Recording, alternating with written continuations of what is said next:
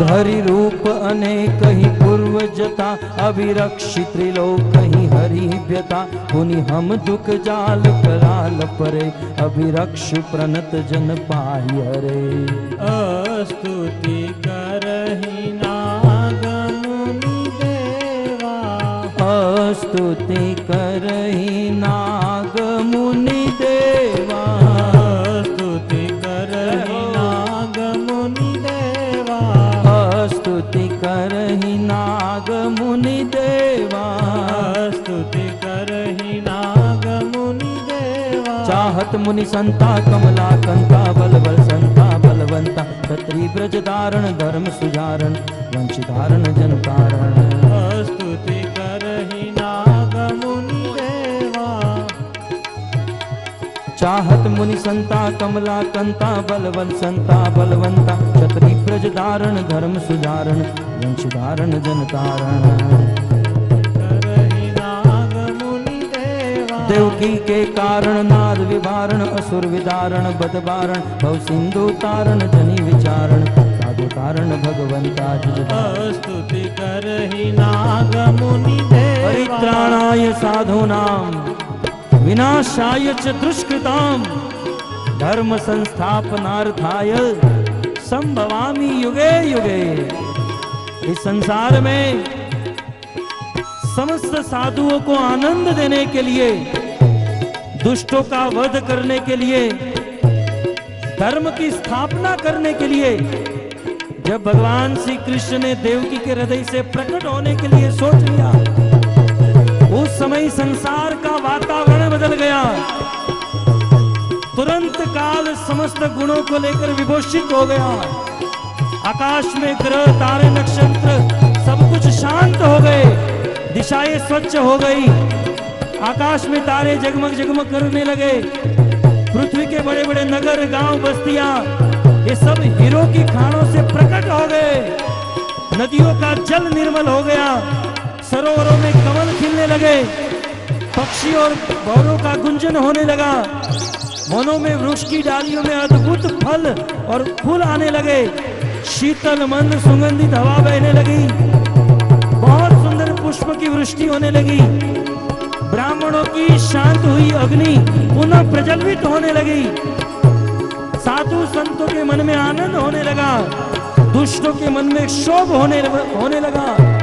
स्वर्ग में दुंदुभिया बजने लगी, किन्नर गंधर्व गाने लगे, सिद्ध और चारण स्तुति करने लगे, विद्याधर नाचने लगे, अप्सराएं हाथ में माला लेकर घूमने लगी।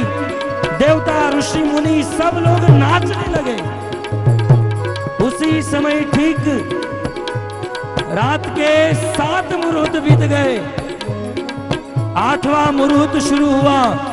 भाद्र मास कृष्ण पक्ष अष्टमी तिथि, रोहिणी नक्षत्र, हर्षण योग, वृष लग्न, बुधवार के ठीक रात को 12 बजे जैसे पहाड़ के पीछे से पूर्णिमा का चंद्रमा उदित होता है, जैसे पर्वतों के पीछे से सूर्य जन्म लेता है, जैसे सिंहनी के गर्भ से सिंह जन्म लेता है, वैसे ही देवकी के हृदय गर्भ से भगवान श्री कृष्ण ने जन्म ले लिया।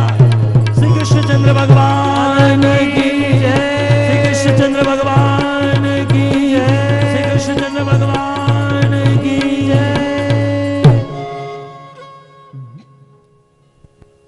तमद्भुतं बालकमं भुजेक्षणम्, चतुर्भुजं शङ्खगदायुधं, शिवत्सलक्ष्मं गलशोभिकौस्तुभं, पीताम्बरं सान्द्रपयोधशोभनम्।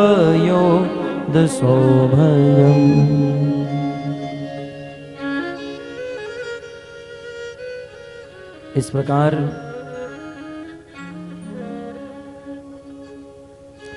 कंस के कारागृह में देवकी के हृदय गर्भ से चतुर्भुज रूप में भगवान ने जन्म धारण किया। देवकी के द्वारा स्तुति करने पर भगवान श्री कृष्ण द्विभुज हो गए। वसुदेव जी जग गए। सुंदर मूर्ति को देखकर दोनों के हृदय में हर्ष उत्पन्न हो गया,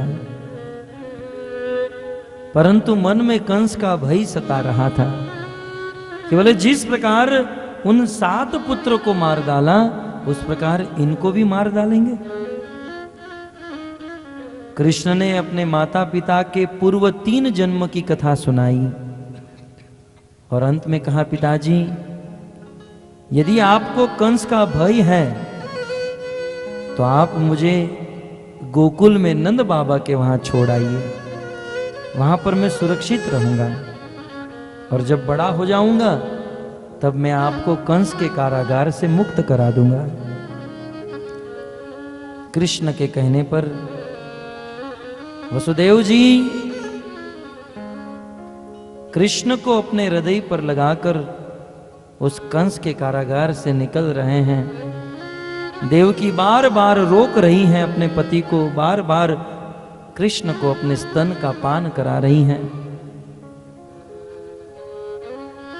कृष्ण को छोड़ना नहीं चाहती हैं, परंतु कंस के भय से परवश होकर हृदय पर पत्थर रखकर कृष्ण को छोड़ रही हैं।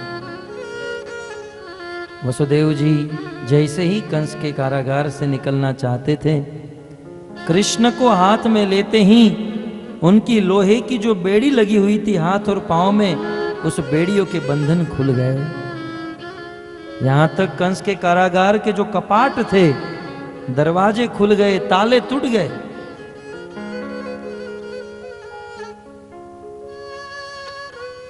श्रीपाद हरीश्वरी जी कहते हैं कि जिन भगवान का नाम कोई अपनी जिह्वा पर ले लेता है, उस व्यक्ति के मुक्ति का द्वार खुल जाता है।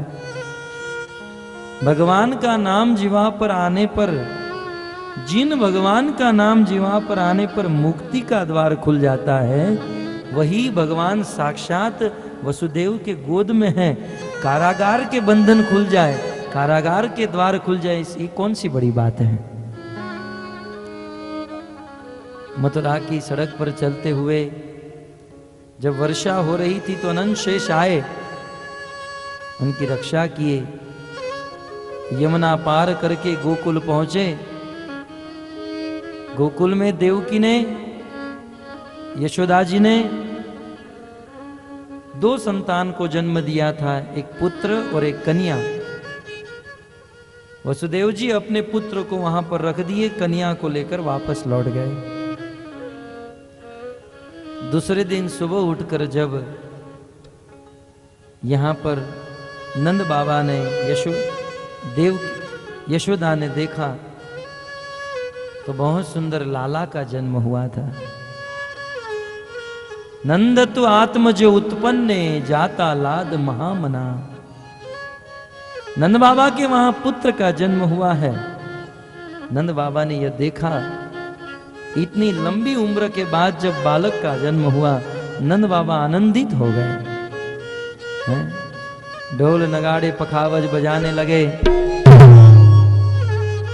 समस्त ब्रजवासियों को नियोक्ता दे दिए, ब्राह्मणों को बुलाकर स्वस्ति वाचन कराने लगे, वेदों के मंत्र को पढ़ाने लगे, गायों का दान देने लगे।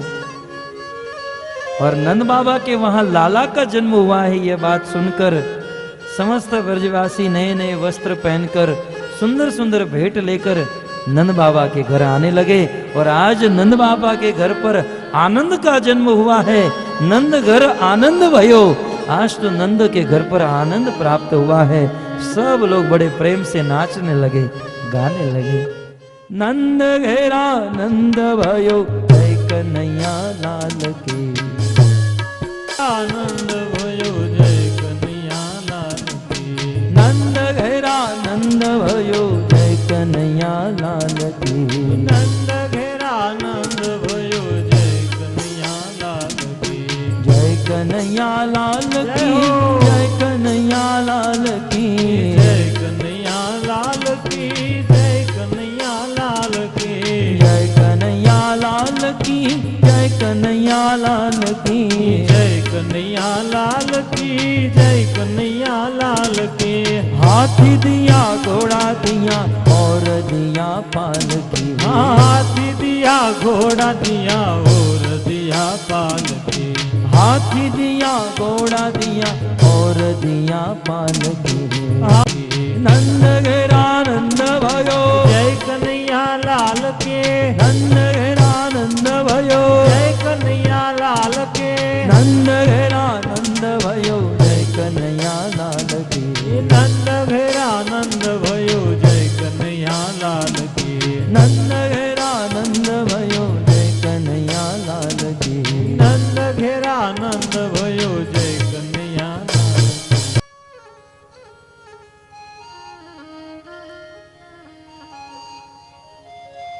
भक्तों, कृष्ण के जन्म के उपलक्ष्य में नंद बाबा ने अनेकों संस्कार करवाए। भक्तों, चाहे कृष्ण का जन्म हो, राम का जन्म हो या चैतन्य महाप्रभु का जन्म हो, उनके माता पिताओं ने अपने पुत्र के जन्म के उपलक्ष्य में संस्कार कराए और उन परंपरा को निभाते हुए कृष्ण, राम और चैतन्य महाप्रभु ने भी संस्कार विधि का पालन किया। भक्तों, भगवान ने जब यह सृष्टि बनाई, ध्यान से सुनिए, क्योंकि आजकल के कुछ लोग संस्कार को नहीं मानते हैं और इतने मूर्ख हो चुके हैं, इतने अज्ञानी हो चुके हैं कि भगवान के द्वारा दिए गए इस विधि को, इस नियम को नकार देते हैं, धुतकारते हैं। परंतु भगवान ने जब यह सृष्टि बनाई तो इस सृष्टि के साथ साथ वेद और शास्त्र का निर्माण किया और वेद और शास्त्र के द्वारा भगवान ने बताया कि मनुष्य को किस प्रकार अपना जीवन बिताना चाहिए। भक्तों, वेदों में लिखा है कि मनुष्य का जीवन संस्कार से युक्त होना चाहिए। मनुष्य के जीवन में 16 संस्कार होते हैं, जिसे षोडश संस्कार कहते हैं। मनुष्य के जीवन में 16 संस्कार होते हैं। सर्वप्रथम होता है गर्भाधान संस्कार, पुंस वसन संस्कार, सीमंतो नयन संस्कार, जात कर्म संस्कार, केशकरण संस्कार, यज्ञोपवीत संस्कार, विद्या अध्ययन संस्कार, विवाह संस्कार, और जब मृत्यु होती है तब अंत्येष्टि संस्कार, और मृत्यु हो जाने के बाद जिनकी मृत्यु हो चुकी है उनके पुत्रों के द्वारा श्राद्ध संस्कार। ये श्राद्ध संस्कार, अंत्येष्टि संस्कार, ये जितने भी संस्कार हैं इनका वर्णन वेदों में हुआ है और साक्षात भगवान ने कहा है कि इसका पालन समस्त मनुष्य को करना चाहिए। भक्तों, शास्त्र में प्रश्न उठा, मनुष्य और पशु में क्या अंतर है? शास्त्र में एक प्रश्न उठा, मनुष्य और पशु में क्या अंतर है? तो शास्त्र से जवाब मिला, मनुष्य और पशु में इतना ही अंतर है, पशु जो होते हैं वह संस्कार नहीं करते हैं और मनुष्य का जीवन संस्कार से युक्त होता है। इसका अर्थ है मनुष्य बना है संस्कार करने के लिए, और मनुष्य जीवन प्राप्त करके जीवन में संस्कार नहीं है, यह विधि विधान का पालन नहीं है, तो वह मनुष्य नहीं, वह पशु के समान है। वह कुत्ते, भेड़ और बिल्ली के समान है, क्योंकि कुत्ते लोग शादी करने के लिए संस्कार नहीं करते। कुत्ता मर जाता है तो उनके बेटे श्राद्ध नहीं करते हैं, वो तो कुत्तों के समाज में, पशुओं के समाज में मानव के समाज में जब किसी पितरों की पिता की मृत्यु हो जाती है तो अंत्येष्टि संस्कार गरुड़ पुराण में वर्णन है। जब किसी की मृत्यु हो जाती है तब गरुड़ पुराण, ये गरुड़ पुराण है क्या पहले ये समझिए। ये गरुड़ जी भगवान विष्णु का वाहन है। एक बार भगवान के ही वाहन गरुड़ जी ने भगवान विष्णु को कहा, प्रभु प्रभु मानव धर्म का उपदेश कीजिए। तब उस समय ही भगवान विष्णु ने गरुड़ जी को मनुष्य धर्म का, मानव धर्म का उपदेश दिया और वही उपदेश गरुड़ पुराण के रूप में स्थित हुआ। गरुड़ पुराण में भगवान विष्णु गरुड़ जी से कहते हैं, गरुड़, इस संसार में जब किसी व्यक्ति की मृत्यु हो जाती है तो उस व्यक्ति को यदि भक्ति किया है तो सीधे भगवान के धाम में वैकुंठ में जाता है। लेकिन ऐसे बहुत कम लोग होते हैं, प्रायः जीवन में पाप किया है, भजन नहीं किया है। ऐसे व्यक्ति को मरने के बाद लेने के लिए यमराज के दूत आते हैं और यमराज के दूत उस जीवात्मा को लेकर यमराज के पास लेकर जाते हैं। और गरुड़ पुराण में यह भी लिखा है, पृथ्वी से यमलोक 99,000 योजन दूर है। कहां पर है तो बोले पृथ्वी के नीचे अतल वितल तलातल पाताल रसातल और उसके नीचे गर्भोदक सागर, गर्भोदक सागर के ऊपर रसातल के नीचे दक्षिणी बाजू में पृथ्वी से 99,000 योजन दूर ये पितृलोक है। और पितृलोक के बगल में बाजू में ही यमराज का कारखाना है जिसे नरक कहते हैं। तो मरने के बाद तुरंत उस जीवात्मा को यमराज के दूत के द्वारा पितृलोक में लेकर जाते हैं। और वहां पर जब देखते हैं इतनी यातना दी जाती है, इतना दंड दिया जाता है, तब वह जीव तुरंत वापस जहां मरा था उस स्थान पर वापस आ जाता है। और 12 दिन तक वह व्यक्ति उसी स्थान पर भटकता है। भगवान विष्णु गरुड़ पुराण में कहते हैं कि 13वें दिन, है ना, किसी समाज में 12वें दिन होता है, किसी समाज में 13वें दिन होता है। 12वें या 13वें दिन जिनकी मृत्यु हो गई है उनका पुत्र जब पिंड दान करता है, जब वह विधि करता है, भोजन इत्यादि कराता है, तब जाकर वह जीवात्मा जो भटक रही है उसको गति प्राप्त होती है। और यह विधि नहीं करने से वह जीवात्मा बहुत भटकती है, वह बहुत दुख का अनुभव करती है और अपने पुत्र को, अपने संतान को हाय देती है। अपने पिता की अंत्येष्टि क्रिया करने वाला पुत्र जीवन में कभी सुखी नहीं हो सकता। और जब 12वां 13वां करते हैं तब पिता का उद्धार होता है, पितृलोक में जाता है और उनकी गति होती है। और जब उनकी पुण्य तिथि आती है, श्राद्ध के उपलक्ष्य में उनकी तिथि जब आती है, तब उस दिन श्राद्ध करने से पितृलोक में 1 वर्ष तक भोजन नहीं मिलता। वह पितृ बड़े भूखे होते हैं, उनको भूख भोजन चाहिए, जल चाहिए, वहां भोजन पानी की व्यवस्था नहीं है। तब जब श्राद्ध का दिन आता है तब उनका पुत्र श्राद्ध कराता है।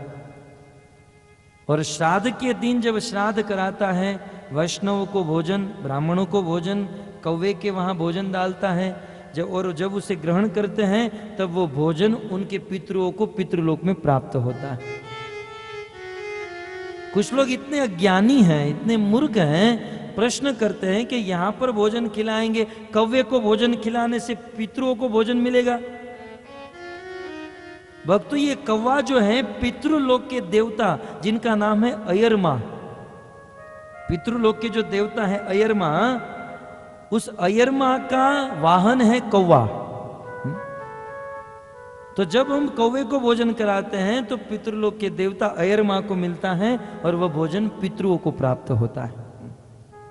तो ये सारी श्राद्ध विधि, अंत्येष्टि विधि, सीमंतोन्नयन, गर्भाधान, जातकरण, ये जितने भी संस्कार हैं, ये जितनी भी विधि हैं शास्त्रोक्त हैं।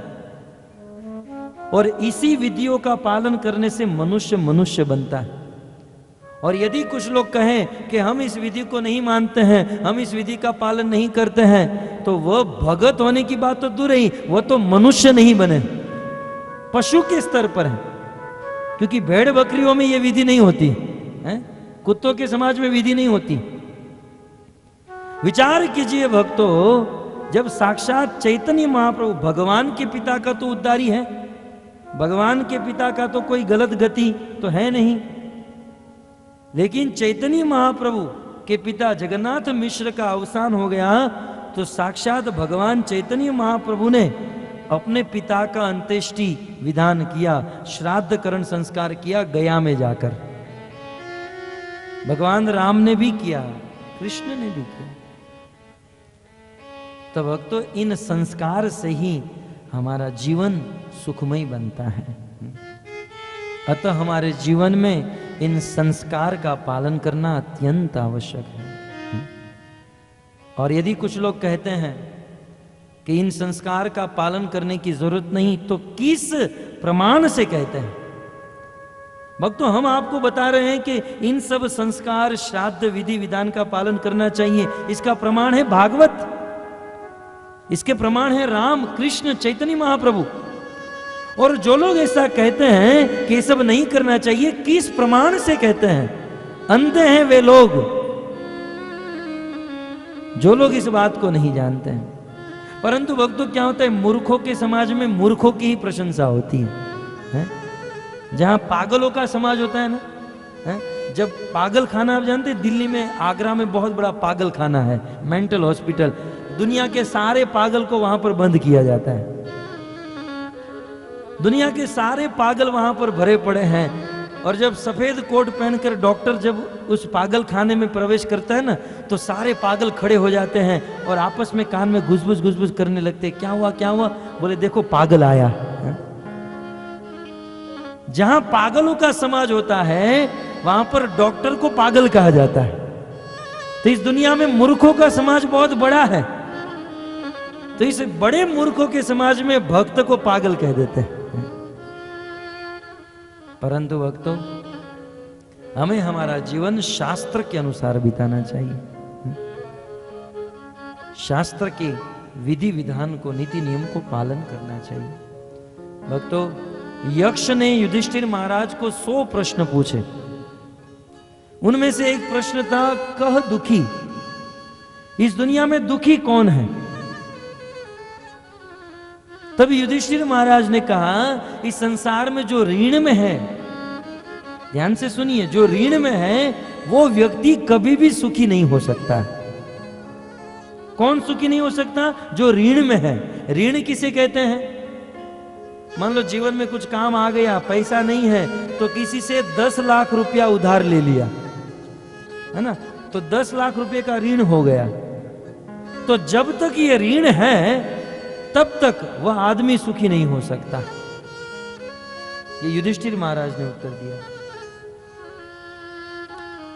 तो भक्तों, इस संसार में प्रकट रूप से तो हमारे सिर पर क्या ऋण है हम लोग जानते हैं, परंतु अप्रकट रूप से भी हमारे जीवन में बहुत लोगों के ऋण हैं।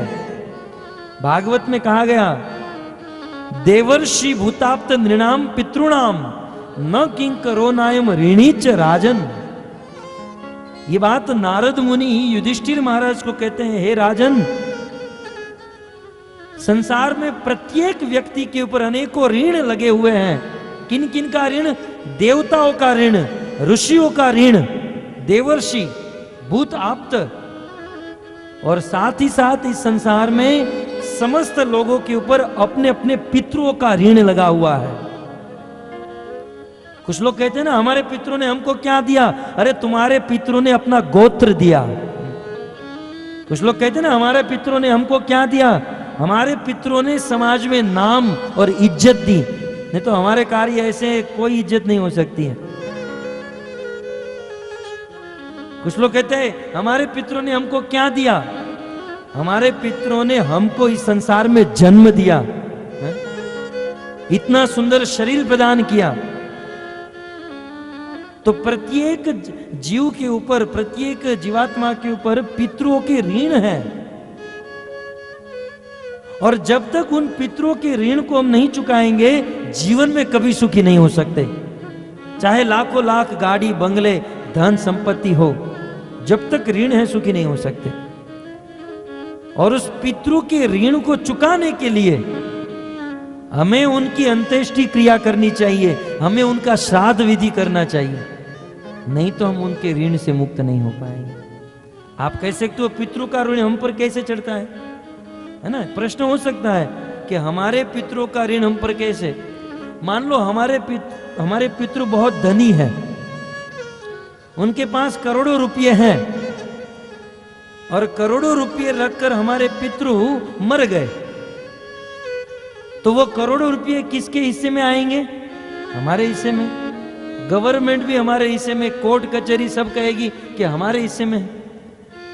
तो जब पितरों का दिया हुआ धन हमारे हिस्से में है, तो पितरों का किया गया ऋण भी हमारे हिस्से में नहीं है। जब हम पितरों की दी हुई संपत्ति को इस्तेमाल करते हैं, तो पितरों के जाने के बाद क्या हमें उनका श्राद्ध नहीं करना चाहिए? क्या बस भिखारी की तरह भीख ही लेना है, देना नहीं है किसी को?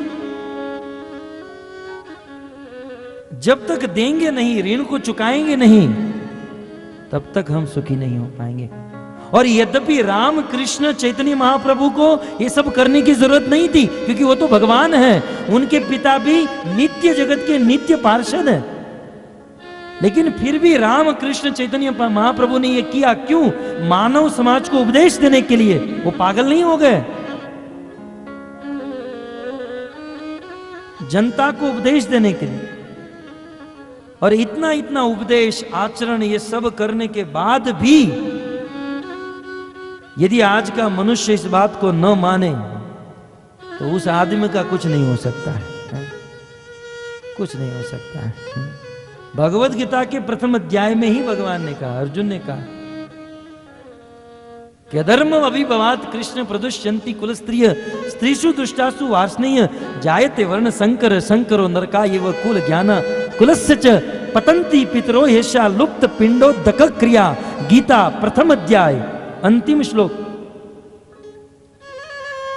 कभी अपनी आंखों को खोलकर गीता को पढ़िए, तब ज्ञान होगा कि इन संस्कारों की जीवन में कितनी जरूरत है। पतंती पितरो येषा लुप्त पिंडोदक क्रिया, भगवत गीता का यह वचन है कि यदि संसार में कोई पुत्र अपने पिता का पिंडदान नहीं करता है, जलदान नहीं करता है, श्राद्धदान नहीं करता है, तो उनके पितृ क्या होते हैं? पतंती पितरो। उनके पिता कुछ पुण्य करके यदि स्वर्ग में भी गए हो, लेकिन उनके थर्ड क्लास के पुत्र के कारण, ये अंत्येष्टि क्रिया, श्राद्ध क्रिया नहीं करने के कारण स्वर्ग में गए हुए पितृ नरक में चले जाते हैं। अब बताइए, जो लोग ऐसा कहते हैं श्राद्ध नहीं करना चाहिए, हैं? ये सब संस्कार नहीं करने चाहिए, कितने अज्ञानी हैं, कितने मूर्ख हैं। चलो हमारे अंदर अज्ञान है, तो किसी ज्ञानी के पास जाकर ज्ञान ग्रहण करो। अब हम अज्ञानी हैं, तो सबको अज्ञान का प्रचार करने की क्या जरूरत है? यदि हमारे पास ज्ञान नहीं तो कोई बात नहीं, जन्म से कोई ज्ञानी तो होता नहीं है, तो शास्त्रों को पढ़िए, शास्त्र को न पढ़े तो ज्ञानी के चरणों में जाओ। लेकिन किसी भी प्रकार का ज्ञान नहीं है, जो अपने मन में आया, जो अपने दिमाग में आया, ये सड़े हुए मन में और थर्ड क्लास की बुद्धि में जो आया वो बक दिया और प्रचार कर दिया है। कुछ लोग कहते हैं ना कि मेरे मन से ऐसा लगता है, तेरे मन में जो लगता है वो तेरी पत्नी को नहीं लगता है? आप लोग मेरी बात को मानो, तेरे घर वाले तेरी बात नहीं मानते हैं। यदि हमें बात माननी है तो भगवान की, शास्त्र की, भागवत गीता और रामायण की बात माननी चाहिए। आप विचार तो कीजिए, भगवान श्री रामचंद्र सीता का अन्वेषण करते करते जब वन में घूमते घूमते जटायु के पास गए, और जटायु पक्षी के रूप में था, गीध के रूप में। भक्तों विचार कीजिए, भगवान श्री रामचंद्र ने उस पक्षी का अंत्येष्टि संस्कार किया, उनका 12वां और पिंडदान इत्यादि किया, उस पक्षी का श्राद्ध दान किया। जब भगवान राम ने एक गीध का, एक पक्षी का यह श्राद्ध इत्यादि किया, तो क्या मनुष्य का करने की जरूरत नहीं है? कम से कम अपनी दृष्टि को खोलकर इतिहास को देखिए। भक्तों, हमारे भारत में 7 अजायबी में से एक अजायबी है ताजमहल, है ना, सब लोग जानते हैं। शाहजहां ने अपनी प्रिया मुमताज की याद में बनाया था। अद्भुत, आज तक कोई नहीं बना पाया। शाहजहां का एक पुत्र हुआ जिसका नाम था औरंगजेब, और ये औरंगजेब, वो पुत्र ऐसा हुआ कि औरंगजेब ने अपने पिता शाहजहां को कारागार में बंद कर दिया।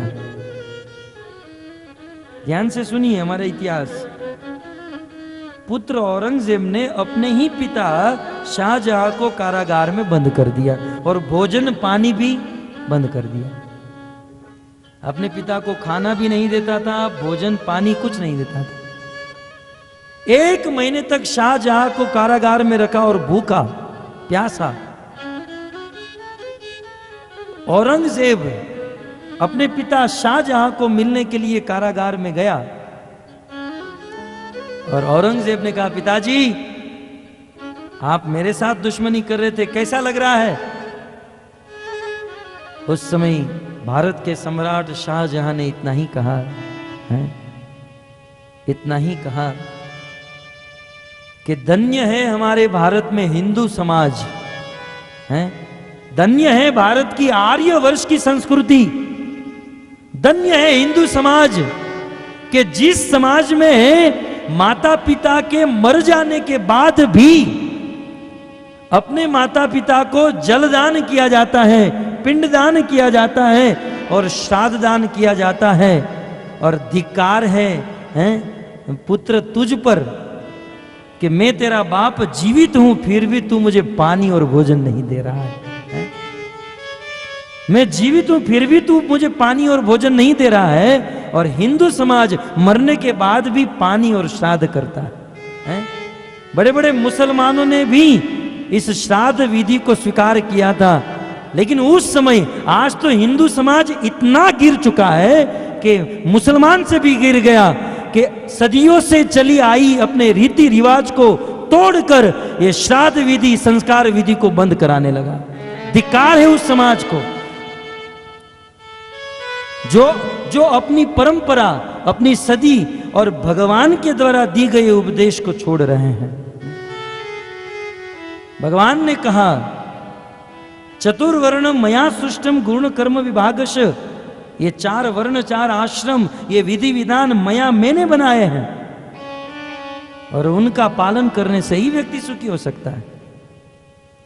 और जो पालन नहीं करता है उनके जीवन में कभी सुख नहीं आ सकता। आप सब बुद्धिमान हैं, आप तो इशारे से समझने वालों में से हैं, हमने तो आधा घंटा बोल दिया है।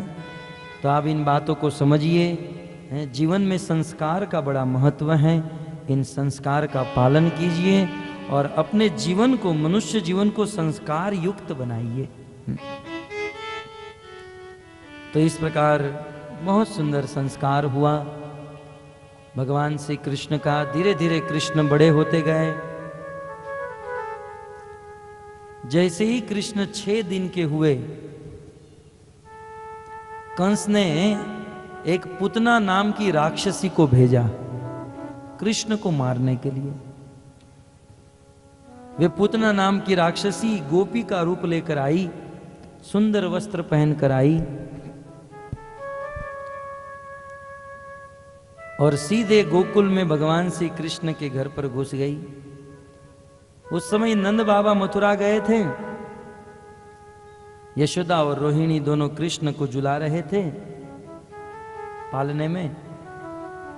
और ये बहुत सुंदर वस्त्र पहनकर एक सुंदर नारी का रूप बनाकर ये राक्षसी पूतना आई और कहने लगी मुझे आपके लाला को खिलाना है। यशोदा ने कहा कि वो पालने में सो रहा है, आप उनके साथ उनको झुलाओ। यशोदा रोहिणी दोनों रसोई घर में चले गए और पूतना अपना कदम कृष्ण की ओर बढ़ा रही हैं।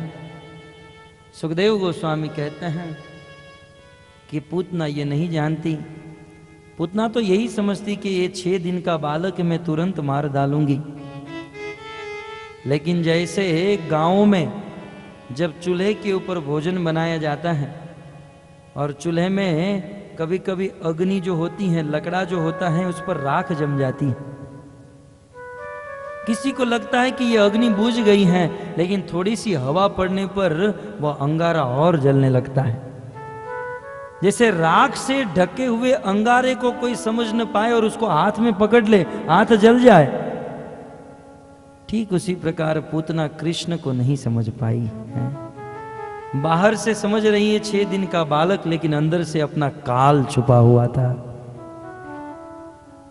पूतना कृष्ण के पास गई, कृष्ण को अपने हाथ में उठा लिया और अपने स्तन पर कालकुट नाम का विष लगाकर आई थी। पूतना कृष्ण को दूध पिलाने लगी, कृष्ण ना कहने लगे। उनको पूतना का दूध पीने की इच्छा नहीं थी, लेकिन जबरदस्ती अपना स्तन कृष्ण के मुख में रख दिया। कृष्ण दूध पीने लगे और दूध पीते पीते पूतना का सारा दूध समाप्त हो गया। अब अंत में पूतना के प्राण पीने लगे। धीरे धीरे पूतना के प्राण पीने लगे, पूतना को कष्ट होने लगा। पूतना जो शरीर बदल कर आई थी, राक्षसी का रूप था, सुंदर नारी का रूप बनाकर आई थी, अब ये रूप छिपा नहीं जा रहा था। पूतना के सारे अंग फटने लगे, उनका अंग जीर्ण होने लगा, अंग प्रत्यंग कांपने लगे और कृष्ण को कहने लगी सामुंच मुंच मुंच इति प्रभाषिणी। अरे कृष्ण मुझे छोड़, मुझे छोड़, मुझे दर्द हो रहा है, कष्ट हो रहा है। भक्तों, हमारे प्रभु का एक स्वभाव है, कृष्ण का एक स्वभाव है, एक तो आसानी से किसी के हाथ में नहीं आते हैं, एक तो आसानी से किसी के हाथ में नहीं आते हैं, और जिनके हाथ में आ जाते हैं तो उनको छोड़ने का नाम नहीं लेते हैं। यह पूतना कृष्ण को छोड़ाना चाहती है, अरे छोड़ छोड़ छोड़, लेकिन कृष्ण छोड़ने का नाम नहीं ले रहे हैं। पूतना के प्राण धीरे धीरे धीरे कृष्ण पी रहे हैं। पूतना अपना शरीर बचा नहीं पा रही है। पूतना उस घर से निकल गई, दौड़ने लगी, उनका शरीर धीरे धीरे धीरे धीरे बढ़ने लगा। 18 किलोमीटर तक लंबा चौड़ा पूतना का शरीर हो गया और दौड़ते दौड़ते दौड़ते कृष्ण ने देखा कि कंस का बगीचा आ गया और उस समय कृष्ण ने अपना अंतिम प्रहार किया और जैसे आकाश से कोई बड़ा पहाड़ गिरे ऐसे पूतना पृथ्वी के ऊपर गिर गई। पृथ्वी डोलने लगी, आकाश ध्रुजने लगा और उस समय सारे ब्रजवासी उस स्थान पर आ गए और देखा 18 किलोमीटर लंबी चौड़ी राक्षसी मरी हुई है और उस पर छोटे से 6 दिन का बालक कृष्ण खेल रहा है। यह है कृष्ण की लीला, है अद्भुत लीला। यशोदा अनेकों गोपियां वहां पर दौड़कर आई। इस दृश्य को देखकर यशोदा मूर्छित हो गई। गोपियों ने मिलकर कृष्ण को उठाया, यशोदा के हाथ में दिया। यशोदा ने अपने स्तन का पान कराया, स्वस्ति वाचन कराया, गाय के बछड़े का जो पूंछ होता है वो उन पर घुमाया, गोमूत्र से स्नान इत्यादि विधि कराई और अपने पुत्र कृष्ण को सुला दिया। भक्तों, सुखदेव गोस्वामी कहते हैं कि भगवान श्री कृष्ण ने पूतना को मारा, ऐसा हम सबको ऐसा लगता है, लेकिन वास्तव में देखा जाए तो कृष्ण ने पूतना को मारा नहीं था, कृष्ण ने पूतना को तार दिया था। कहते हैं अहो बकीयम स्तनकाल कूटम जिंगासया पायत अपि असाधवी लेवे गतिम दात्री उचिताम ततोव्यम कमवा दयालुम शरणम ब्रजेम। बकासुर की बहन पूतना स्तन पर विष लगाकर आई थी कृष्ण को जान से मारने के लिए। लेकिन भगवान श्री कृष्ण ने पूतना को मारा नहीं, पूतना को मारकर अपने धाम वैकुंठ में भेज दिया। और भगवान ने सोचा कि मुझे दूध पिलाने आई थी ना, मुझे मेरी माँ बनकर आई थी, तो चलो मैं तुझे माँ ही बना देता हूं। तो भगवान ने पूतना को अपने धाम में भेज दिया और वहां नित्य जगत की नित्य माँ बना दिया। तब उद्धव जी कहते हैं, बताइए कि जो पूतना कृष्ण को मारने के लिए आई थी, उसका इरादा कोई ठीक नहीं था, काम भी ठीक नहीं था, फिर भी भगवान ने उनको अपनी माँ बना लिया है? इस दुनिया में कृष्ण से बड़ा कृपालु और कौन हो सकता है? कि मारने वाले को भी अपना माँ बना ले। परंतु महाराज परीक्षित ने प्रश्न पूछा कि प्रभु, भगवान ने पूतना को अपने धाम में अपनी माँ बना लिया, तो पूतना के अंदर ऐसा कौन सा गुण था जिससे पूतना को अपनी माँ बना लिया? तब सुखदेव गोस्वामी कहते हैं, परीक्षित, पूतना में दो गुण था। एक गुण, पूतना ने वैष्णव आभूषण पहना था, अपने बाल पर बहुत सुंदर ऊर्ध्वपुंड्र तिलक किया था। ये भगवान को बहुत अच्छा लगा। भक्तों, ये तिलक जो है भगवान को प्रसन्न करने वाला है। ये तिलक की बहुत बड़ी महिमा है। तिलक करके पूतना भगवान को पा गई है। तिलक, कई बार लोग सोचते हैं कि ये गौड़ीय वैष्णव गण इतना लंबा लंबा गाजर जैसा तिलक क्यों करते हैं? अब छोटा सा टीका कर देंगे तो चल जाए। भक्तों, वैष्णव गण जो टीका करते हैं, जो तिलक करते हैं, वो कोई सिंबल या कोई लोगो नहीं है, कोई डिजाइन नहीं है। ये हमारा तिलक शास्त्र के अनुसार किया जाता है। अन्य अन्य जगह पर आप जाते हो तो बस डिजाइन करते हैं ऐसे ऐसे या कैसे भी, लेकिन हम लोग जो तिलक करते हैं तो शास्त्र में लिखा है। इस तिलक को ऊर्ध्वपुंड्र कहा जाता है। ये तिलक में जो यू आकार की रेखा है, इसकी एक रेखा ब्रह्मा जी का चरण, एक शिव जी का चरण और बीच में भगवान विष्णु का चरण है। और भगवान विष्णु के चरण के नीचे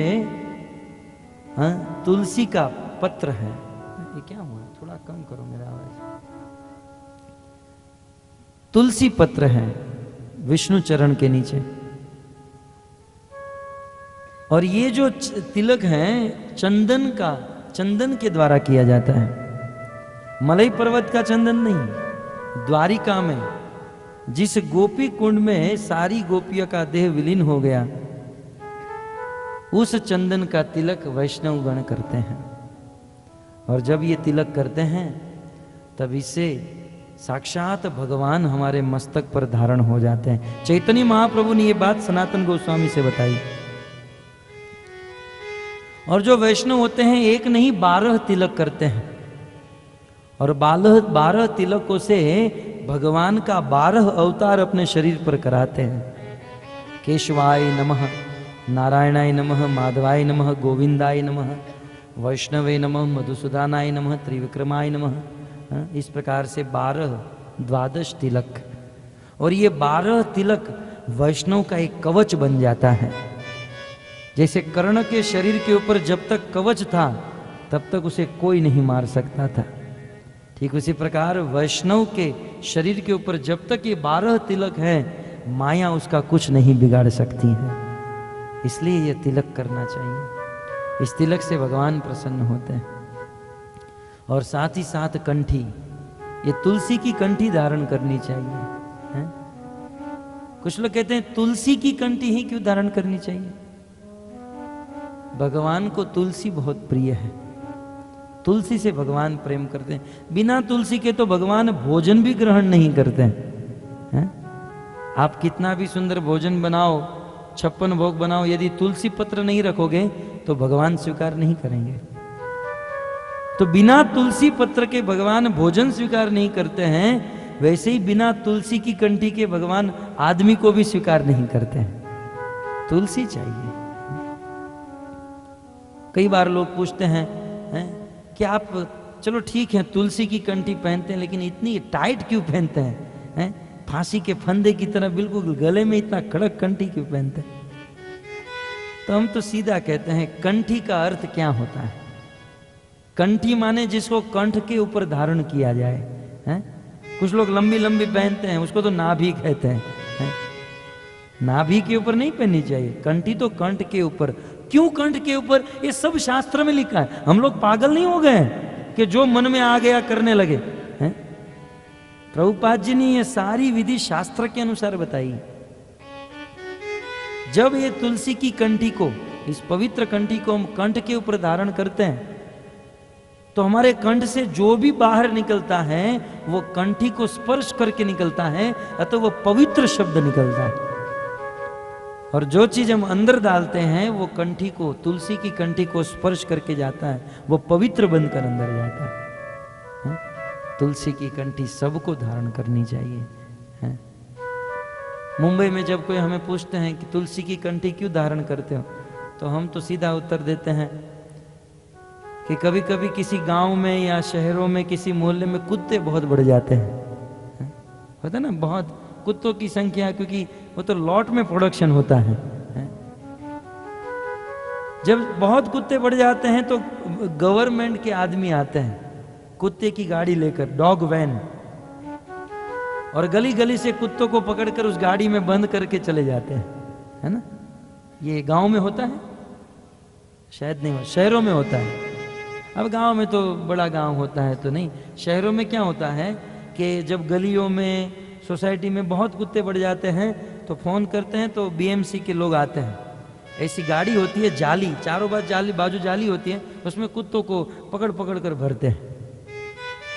तब होता क्या है कि वो सरकार के लोग, उसके कर्मचारी कुत्तों को पकड़ पकड़ कर वो गाड़ी में बंद करते हैं। लेकिन कुछ कुत्ते ऐसे होते हैं जिसके गले में पट्टा होता है, तो सरकार के कर्मचारी गले में जिस कुत्ते के गले में पट्टा होता है उसको नहीं उठाते हैं, क्योंकि उसको पता चल जाता है कि ये किसी का पालतू कुत्ता है, हैं? और जिसके गले में पट्टा नहीं होता है उसको तो पांव पकड़कर अंदर फेंकते हैं उस गाड़ी में और घसीट कर लेकर जाते हैं। भक्तों, उसी प्रकार मरने के बाद यमराज के दूत आते हैं, और यमराज के दूत पकड़ पकड़ कर नरक में लेकर जाते हैं।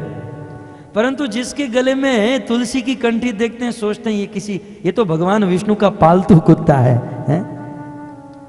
ये तो भगवान विष्णु का आदमी है, ये हमारा नरक का आदमी नहीं है, इसको तो भगवान विष्णु लेने के लिए आएंगे। भक्तों, भगवान का बनने के लिए इस कंठी को धारण करना चाहिए, लेकिन ध्यान रहे इस पवित्र तुलसी कंठी को धारण करने के कुछ नियम है। ऐसा नहीं कि आप प्याज लहसुन खाते रहो और कंठी को पहन लो, हैं? आप मांस मदिरा अंडा मछली खाओ और कंठी को पहनो, ये तो बहुत बड़ा अपराध है। और यदि पहनी है तो निकाल दीजिए, क्योंकि पाप करना ये छोटी चीज है, अपराध करना ये बहुत बड़ी चीज है। आप 1000 पाप करोगे उसका प्रायश्चित हो सकता है, लेकिन एक अपराध कर दिए उसका प्रायश्चित कभी नहीं हो सकता है। इसलिए कंठी को धारण करना चाहिए, लेकिन इसको धारण करने के लिए नीति नियम का पालन करना चाहिए। तो पवित्र कंठी और तिलक धारण करने से पूतना भगवान के धाम को पा गई। तो इस प्रकार तिलक कंठी की महिमा सुखदेव गोस्वामी ने बताई। भगवान श्री कृष्ण ने पूतना को मारा, कंस के द्वारा अनेकों असुरों को भेजा गया, अघासुर बकासुर तृणावर्त, कृष्ण सबको मारते गए। और इस अवतार में, अन्य अवतार में तो भगवान ने धनुष बाण से किसी को मारा, किसी को फरसू से मारा, लेकिन कृष्ण लीला में भगवान ने अस्त्र शस्त्र धारण नहीं किया। कृष्ण ने किसी को घुमा घुमा कर मारा, किसी को लात से, किसी को हाथ से। परिपूर्ण लीला पुरुषोत्तम है। धीरे धीरे समय बीतता गया। 11.5 वर्ष के बाद अक्रूर जी आए, कृष्ण और बलराम को लेकर चले गए। कृष्ण और बलराम ब्रज वृंदावन में समस्त गोप गोपी सखाओं को वादा करके गए कि हम बहुत जल्द वापस आएंगे, परंतु कृष्ण एक बार ब्रज छोड़कर गए तो फिर गए, वापस आने का नाम नहीं। मथुरा में गए और मथुरा वासियों ने जब कृष्ण को प्रथम बार देखा, कृष्ण की सुंदरता को देखकर देखते ही रह गए। अद्भुत सुंदरता, वसुदेव सुतो वीक्ष्य प्रीता दृष्टि न आददु। एक बार भी किसी की दृष्टि कृष्ण के ऊपर चली जाती तो बस चली जाती, वापस लौटने का नाम नहीं लेती थी। उस मथुरा में रहने वाली स्त्रियां अफसोस करती थी, अपनी सखियों को कहती थी कि हे सखी, क्या बताऊं, मेरे भाग्य बहुत कम है, भाग्य की रेखा बहुत छोटी है।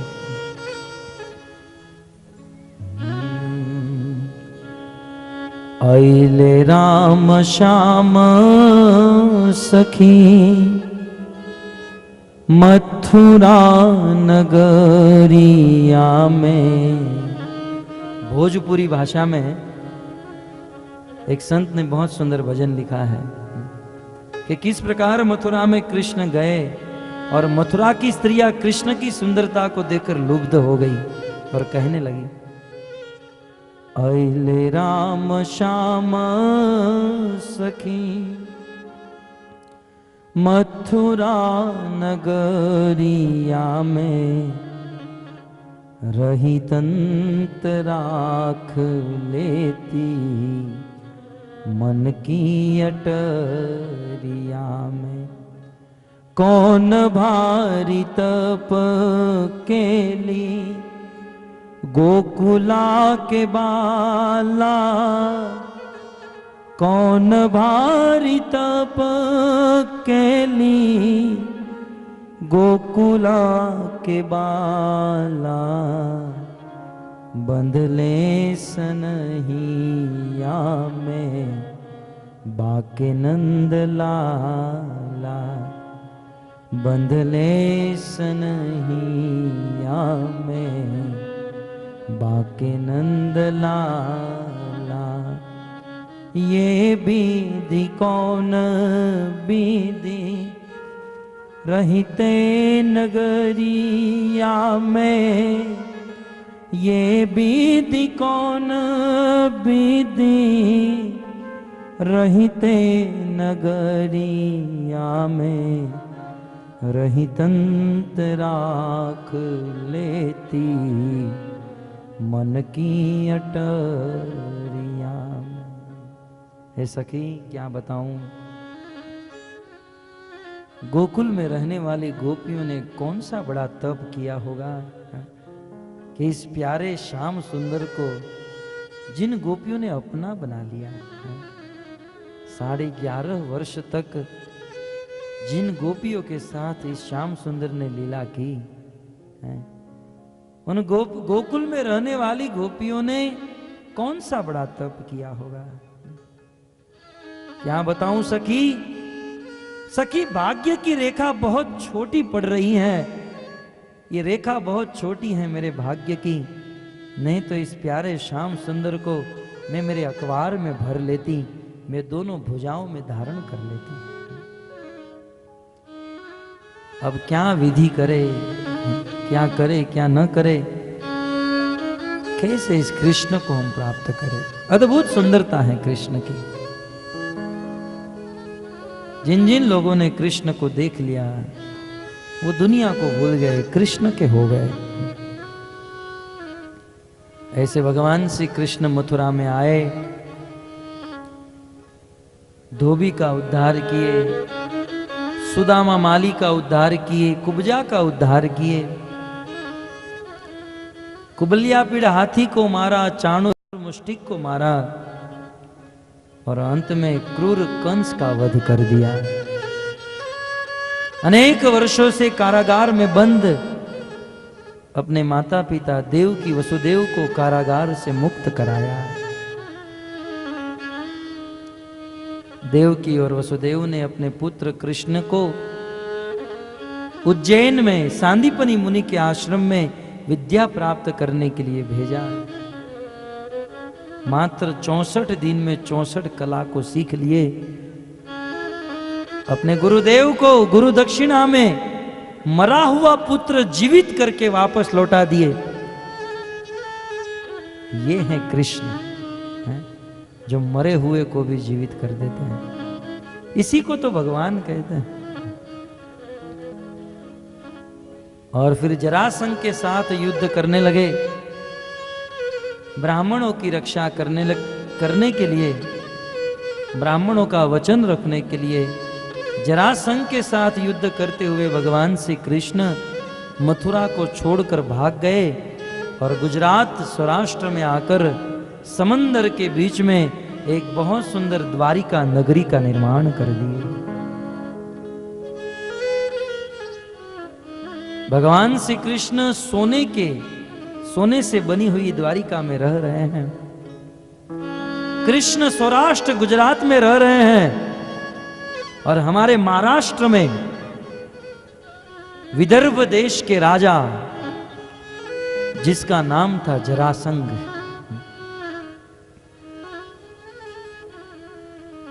जरासंध की एक पुत्री थी जिसका नाम था रुक्मणी। इनका जन्म कुंडिनपुर में हुआ था। ऐसे रुक्मणी का एक भाई था रुक्मी। जरासंध ने अपनी कन्या रुक्मणी को कहा, बेटा रुक्मणी, तुम्हारी उम्र शादी करने की हो चुकी है। बोलो बेटा, तुम किससे शादी करना चाहती हो? देवी रुक्मणी ने कहा, पिताजी, यदि आप मेरी शादी कराना चाहते हो, मेरा विवाह कराना चाहते हो, तो कृष्ण के साथ कराइए।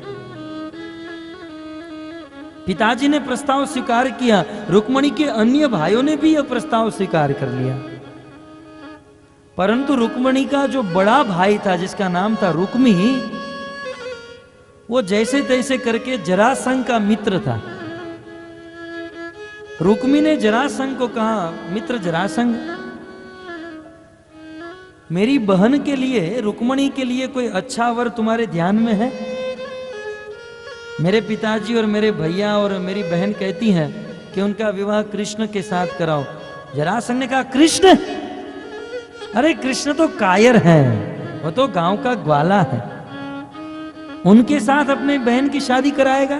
छी। तो रुक्मी ने कहा, जरासंध महाराज, मित्र आपकी नजर में कोई अच्छा दूल्हा है? बोले, हाँ, एक दूल्हा है जिसमें बहुत गुण है, सर्वगुण संपन्न। बोले, जल्दी बताओ, मैं मेरी बहन की शादी उनके साथ कराऊंगा। बोले, वो कौन है? जरासंध ने कहा, शिशुपाल। अब शिशुपाल में गुण क्या था? जन्म से कृष्ण का द्रोही था। यही जरासंध की दृष्टि से यही शिशुपाल में गुण था, जन्म से ही द्रोही। जिस दिन जन्म लिया उस दिन से ही कृष्ण को गाली देने लगा।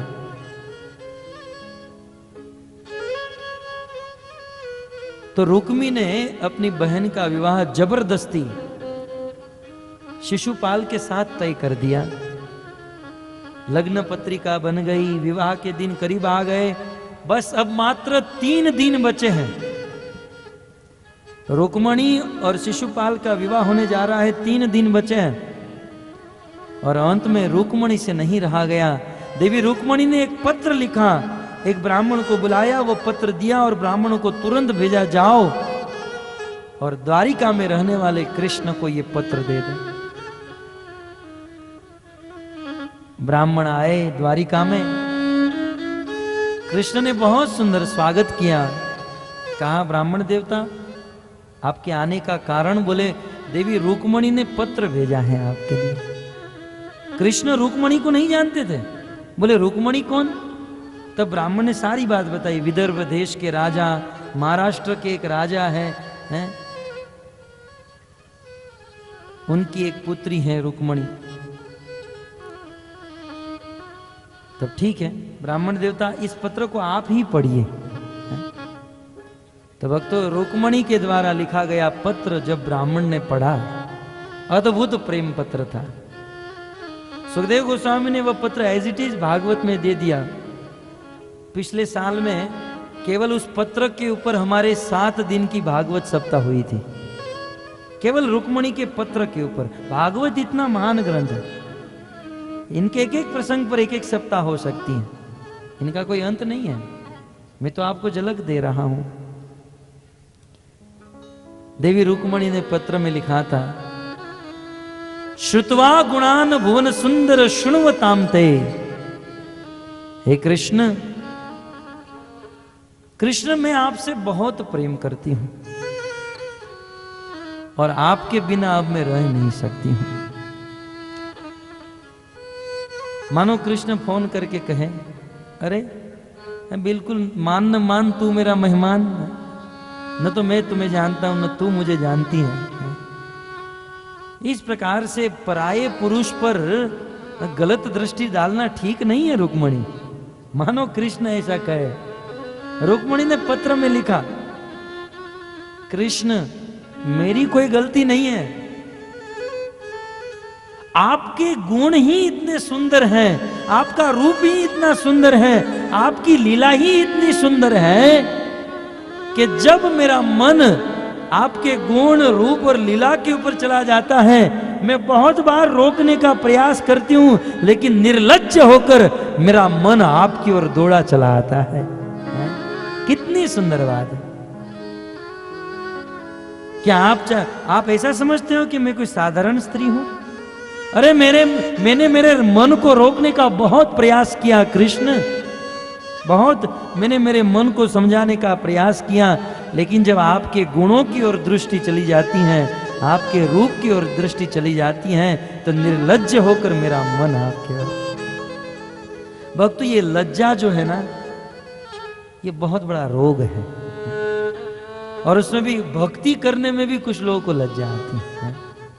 इसलिए एक संत ने कहा, सबसे बड़ा है रोग, सबसे बड़ा है रोग, क्या कहेंगे लोग, लोग क्या कहेंगे, यही सबसे बड़ा रोग है। परंतु भक्तों, देवी रुक्मणी कहती हैं, आपके गुण इतने मधुर हैं कृष्ण। आज से बिल्कुल ठीक 3 दिन के बाद शिशुपाल मेरा हाथ लेने के लिए आएगा, परंतु मैं मेरा हाथ शिशुपाल के हाथ में नहीं दूंगी। यदि आप नहीं आओगे और मेरे साथ विवाह नहीं करोगे तो तपस्या, इतनी तपस्या करूंगी, इतनी तपस्या करूंगी, मेरे शरीर को गाल दूंगी, मर जाऊंगी, दूसरा जन्म लूंगी, उसमें भी तपस्या करूंगी, जब तक आप नहीं मिलोगे।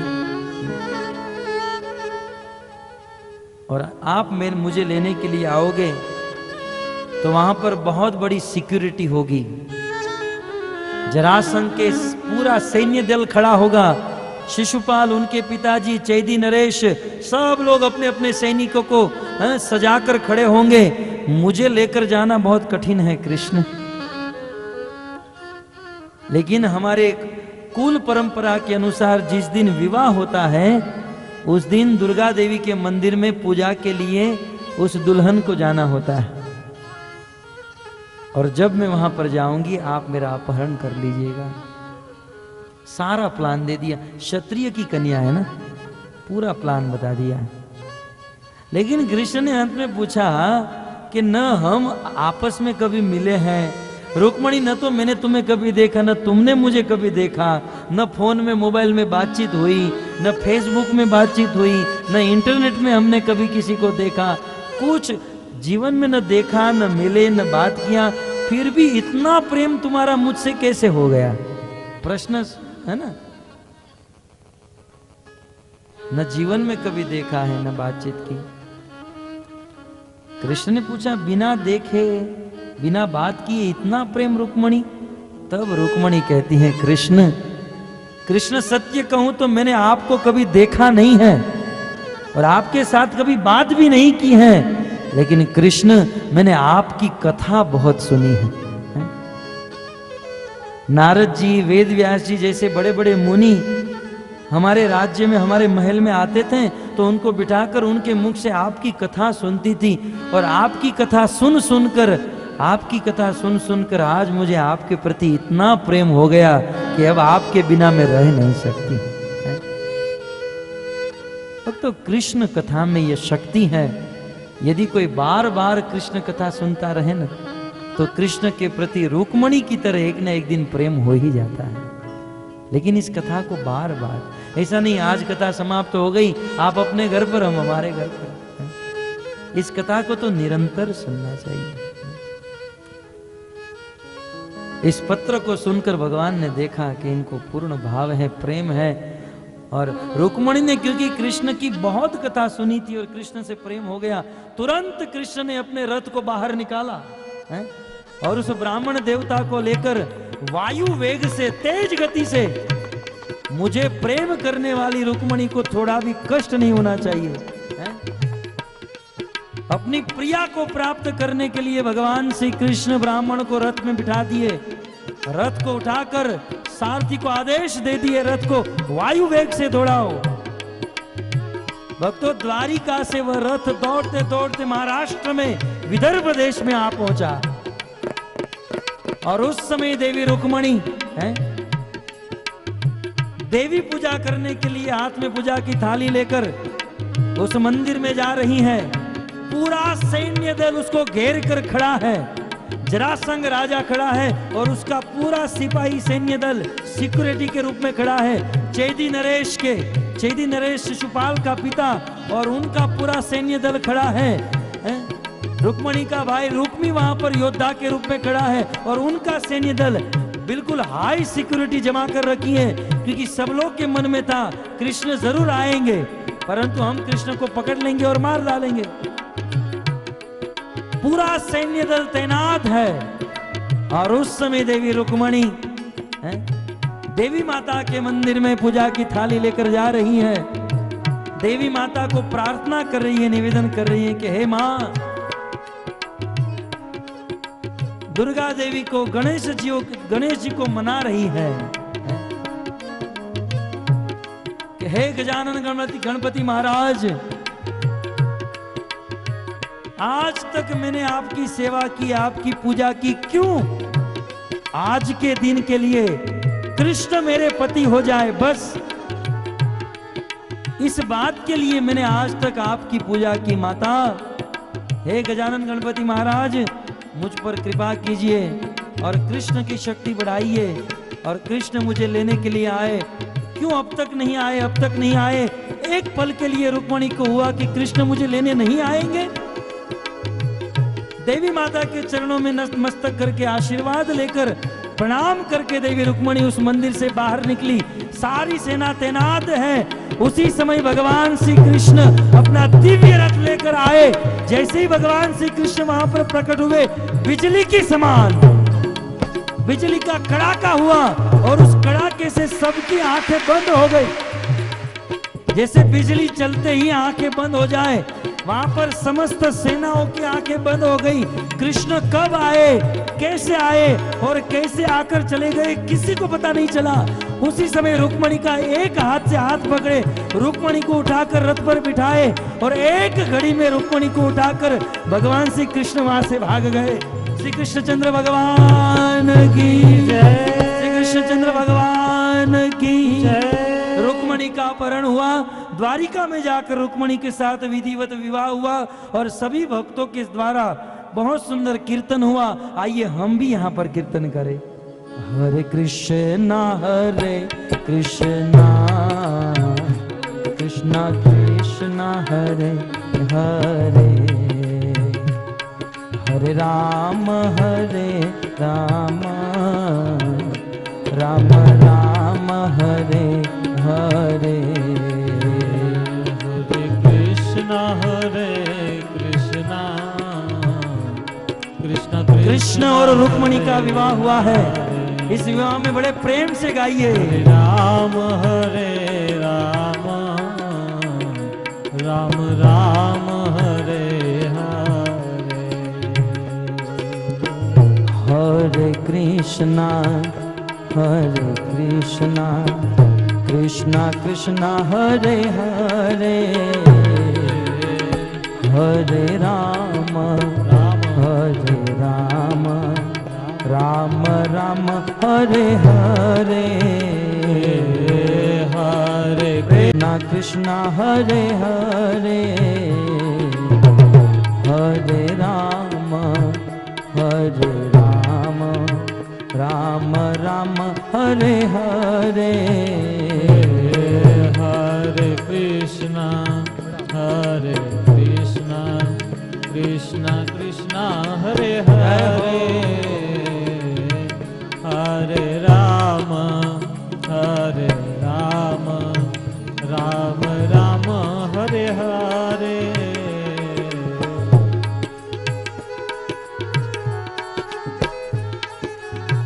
हरे कृष्णा कृष्णा कृष्णा हरे हरे हरे राम राम राम हरे हरे हरे कृष्णा कृष्णा कृष्णा हरे हरे जय हो प्रेम से गाइए हरे राम राम राम हरे हरे हरे कृष्णा हरि कृष्णा कृष्णा हरे हरे हरे राम राम राम हरे हरे हरे कृष्ण जय हो कृष्ण कृष्ण हरे हरे हरे राम राम राम हरे हरे। देखिए इतने दिनों से हम सब हैं, आपको एक राज की बात बताऊं। आपके चामोर्शी में कोई बगीचा है? बगीचा है ना, बगीचा तो होगा ना। देखिए बगीचे में बहुत सुंदर फूल होते हैं, फल होते हैं, लेकिन कितना भी सुंदर बगीचा हो, कितना भी सुंदर फूल हो, उस बगीचा की रक्षा करने वाला माली न हो तो बगीचा अच्छा नहीं रहता है ना। वैसे ही जब हम भोजन करते हैं, तो भोजन में बहुत सुंदर सब्जी हो, पूरी हो, दाल हो, भात हो, खीर हो, लेकिन थाली न हो तो भोजन व्यर्थ है। बिना थाली के भोजन कैसे कर सकते। वैसे ही आप बहुत बड़े घर के दामाद हो, ससुर जी पैसे वाले हैं, आप बहुत बड़े घर के दामाद हो, लेकिन साली न हो तो थोड़ा अधूरा सा लगता है ना। ससुराल में जाते हैं तो जीजू हैं, जीजाजी बोलने वाला कोई नहीं होता है, सेवा करने वाला कोई नहीं होता है। देखिए कितना भी अच्छा बगीचा हो, लेकिन माली न हो तो बगीचा अच्छा नहीं रहता है। कितना भी सुंदर भोजन हो, लेकिन थाली न हो तो भोजन अच्छा नहीं माना जाता है, हैं? कितना भी सुंदर ससुर के आप दामाद हो, लेकिन साली न हो तो वो अच्छा नहीं माना जाता है। वैसे कितना भी सुंदर अच्छा कीर्तन हो, लेकिन आपकी ताली न हो तो कीर्तन अच्छा नहीं माना जाता है।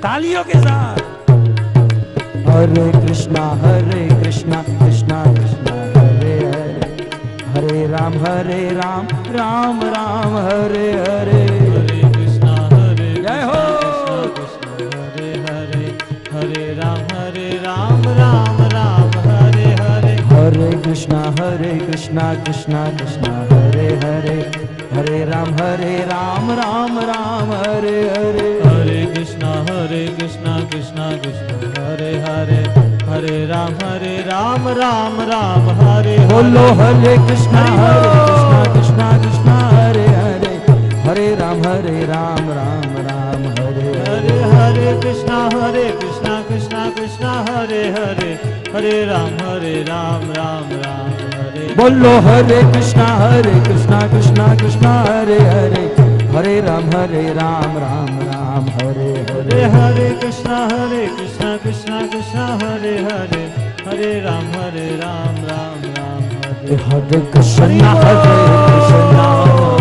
कृष्णा कृष्णा हरे हरे, हरे राम राम राम हरे हरे। तो जीवन हमारा धन्य बन गया। भागवत में अनेक प्रसंग, अनेक कथाएं, बस इन प्रसंगों के द्वारा एक ही सिद्धांत स्थापित होता है कि संसार में सर्वोपरि है, सबसे श्रेष्ठ, सर्व अवतारी एक ही ईश्वर है, एक ही भगवान है, और वो है कृष्ण। अन्य जितने भी हैं सब देवी देवता है, गंधर्व है, किन्नर है, पितृ है। यहां तक ब्रह्मा शिव भी देवताओं की कोटि में आते हैं। और भागवत के प्रसंगों में हमने सुना कि ये सब मिलकर किस प्रकार से कृष्ण की भक्ति करते हैं, कृष्ण की स्तुति करते हैं। भक्तों, ब्रह्मा जी जिनकी भक्ति करते हैं, शिव जी जिनकी भक्ति करते हैं, यदि उस कृष्ण की भक्ति हम करेंगे तो निश्चित हमारा उद्धार हो जाएगा। अतः भागवत के आश्रय में बैठकर भगवान श्री कृष्ण का भजन करने का संकल्प लेना और जीवन में जो गलत आदतें हैं उनको छोड़ना, अनुकूल्यस्य संकल्प प्रतिकूलस्य वर्जनम, भक्ति में अनुकूल को स्वीकार करना, प्रतिकूल को त्याग देना, इसी से ही हमारी भक्ति परिपूर्ण होती है।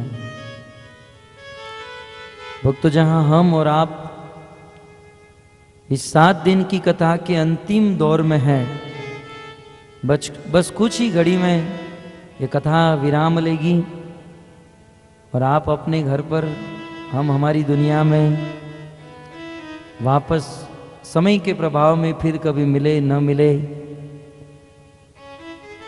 क्योंकि आपने मुझे यह स्थान प्रदान किया, इसलिए कर्तव्य समझ रहा हूं कि यदि आपके मन में यह जिज्ञासा हो रही है, नहीं भागवत सत्य है और इन भागवत के उपदेशों को हम जीवन में उतारना चाहते हैं, तो भक्तों, यदि आप भक्त बनना चाहते हो तो भक्त बनने के लिए, जैसे कि आपने सुना कि 4 चीज को जीवन से वर्जित कर देना चाहिए। किसी भी प्रकार का नशा छोड़ देना चाहिए, हैं? दूसरा, किसी भी प्रकार का जुआ खेलना छोड़ देना चाहिए। पर स्त्री संग, अवैध संग छोड़ना चाहिए। और अखाद्य वस्तु, प्याज, लहसुन, मांस, मच्छी इत्यादि। और इसी के साथ साथ कलयुग पावन अवतार श्री चैतन्य महाप्रभु, जो कलयुग के आराध्य भगवान है, जिनका वर्णन भागवत में हुआ है। चैतन्य महाप्रभु कलयुग के ईश्वर हैं, इसका वर्णन भागवत के 11 स्कंद में करभाजन ऋषि करते हुए कहते हैं, कृष्ण वर्ण त्रिषा कृष्णम सांगो पांगास्त्र पार्षदम यज्ञे संकीर्तन प्राये यजंती ही सुमेधस।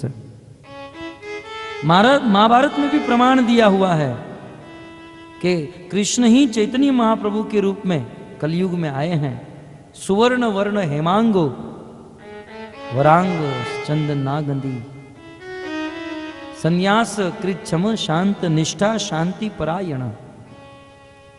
और भी हमारे वेद शास्त्र में 1000 प्रमाण मिलते हैं। गरुड़ पुराण, चाहे शिव पुराण, चाहे नरसिंह पुराण, विष्णु पुराण, अनेकों प्रमाणों से प्रमाणित होता है कि चैतन्य महाप्रभु ही भगवान, कलयुग के आराध्य देव। ऐसे चैतन्य महाप्रभु ने कलयुग में आकर युग धर्म की स्थापना की। और महाप्रभु ने भगवान के प्रति प्रेम उत्पन्न करने के लिए, भगवान को प्राप्त करने के लिए, जीवन में सुखी होने के लिए 5 साधन बताए, जिसे भक्ति के महासाधन कहा जाता है। उन 5 साधन में से और कुछ याद रहे या न रहे, 5 वस्तु तो याद रखकर जाइए, क्योंकि इन वस्तु को जीवन में करेंगे तब हम भक्त बन पाएंगे। उन 5 में से प्रथम है साधु संग, है?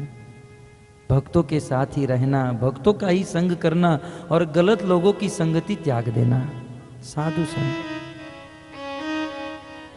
दूसरी बात बताए, निरंतर भागवत का श्रवण करना। ये भागवत ग्रंथ को पढ़ना, यदि कोई शुद्ध वक्ता या भक्त मिले तो उनके मुख से सुनना। तीसरा है निरंतर महामंत्र का जाप करना। कलयुग का मंत्र महामंत्र है। वैसे तो बहुत सारे मंत्र हैं, लेकिन महामंत्र के द्वारा जल्दी भगवान को प्राप्त कर सकते हैं। तो इस महामंत्र को जप करना।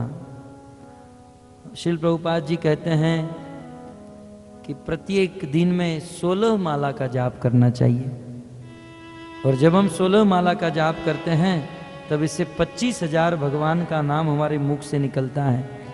और एक दिन में हम 22,000 से 24,000 सांस लेते हैं। जब 16 माला का जाप करते हैं तो प्रत्येक सांस सांस पर भगवान का नाम स्थित हो जाता है। तो साधु संग करना चाहिए, भागवत का श्रवण करना चाहिए, निरंतर भगवान के नाम का जाप करना चाहिए। और अपने घर पर भगवान का अर्च विग्रह रखकर या भगवान की छवि रखकर उनकी आरती पूजा करनी चाहिए, पूजन। और अंत में 5वां साधन बताए तीर्थाटन। भगवान के पवित्र तीर्थ धाम में वास करना चाहिए। गोकुल, मथुरा, वृंदावन, पुरुषोत्तम क्षेत्र, जगन्नाथपुरी, मायापुर, नवद्वीप। और रोज रोज यदि हम तीर्थों में नहीं जा सकते हैं, अर्थव्यवस्था नहीं है या समय नहीं है, तो प्रभुपाद जी के द्वारा स्थापित जितने भी इस्कॉन के मंदिर हैं, है ना, आप कितने भाग्यशाली हो। चामोर्शी में इतना सुंदर कृष्ण मंदिर, राधा श्याम सुंदर। श्री प्रभुपाद जी कहते हैं इस्कॉन के जितने भी मंदिर हैं ये सब भगवान के धाम का एक हिस्सा है।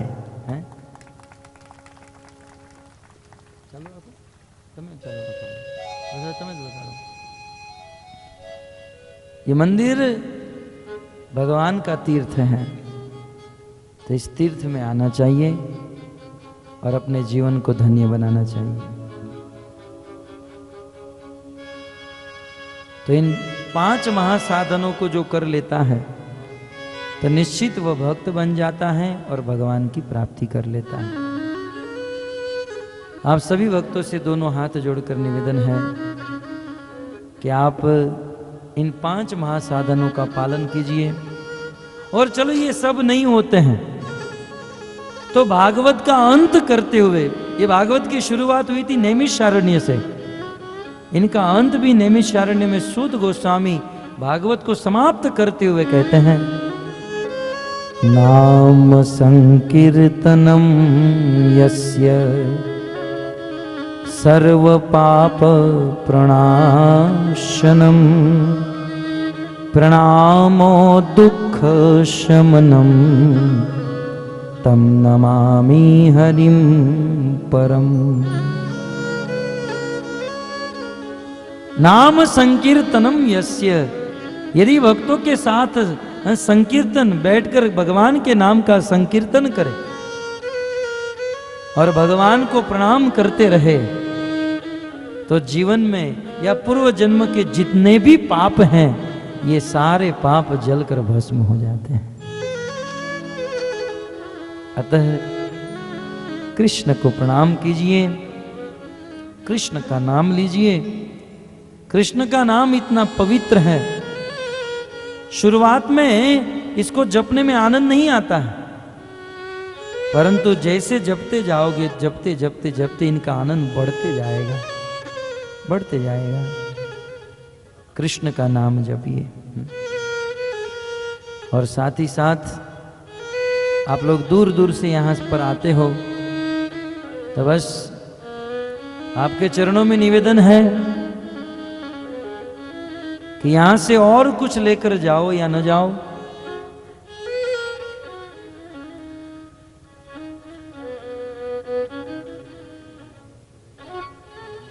नहीं हो सकता है, समय नहीं है, नहीं था। हरे कृष्णा कृष्णा कृष्णा हरे हरे, हरे राम राम राम हरे।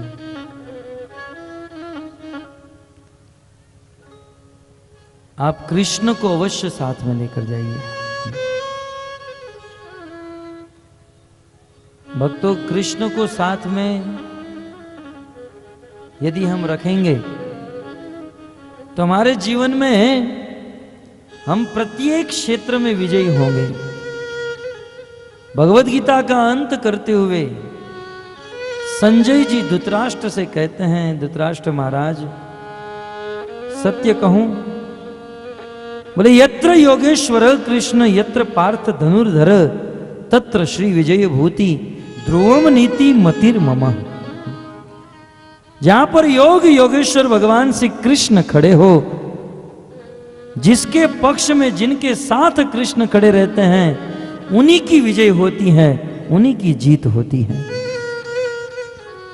भक्तों, जीवन में प्रत्येक क्षेत्र में युद्ध है, माया के साथ युद्ध है।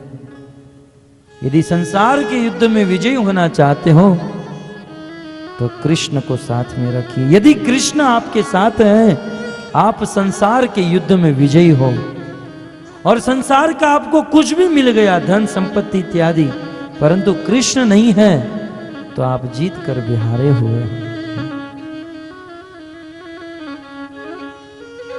अर्जुन जब भगवान श्री कृष्ण धराधाम छोड़कर चले गए और उद्धव जी के कहने पर कृष्ण की पत्नियों को लेकर अर्जुन द्वारिका से हस्तिनापुर आ रहे थे, जंगल के मार्ग से होकर आ रहे थे। उस समय जंगल में कोल भील के 2-5 लड़के मिले, अर्जुन के साथ युद्ध हुआ, अर्जुन हार गए और उन्होंने अर्जुन को एक पेड़ के साथ बांध दिया। उस समय अर्जुन को एहसास हो रहा है? बोले मैंने मेरे जीवन में एक से एक पराक्रम किए, मैं इतना बड़ा योद्धा और ये कोल भील के 5-7 वर्ष के लड़के मुझे हरा कर चले गए। उस समय अर्जुन कहता है कि मैं अर्जुन इतना पराक्रमी था, राजा द्रुपद की सभा में अनेकों राजा महाराजाओं का अभिमान तोड़कर राजा द्रुपद की पत्नी द्रौपदी को स्वयंवर में जीत लिया। उस मत्स्य भेदन करके द्रौपदी को जीत लिया। इतना ही नहीं, मैंने मेरे गांडीव के बल से गांडीव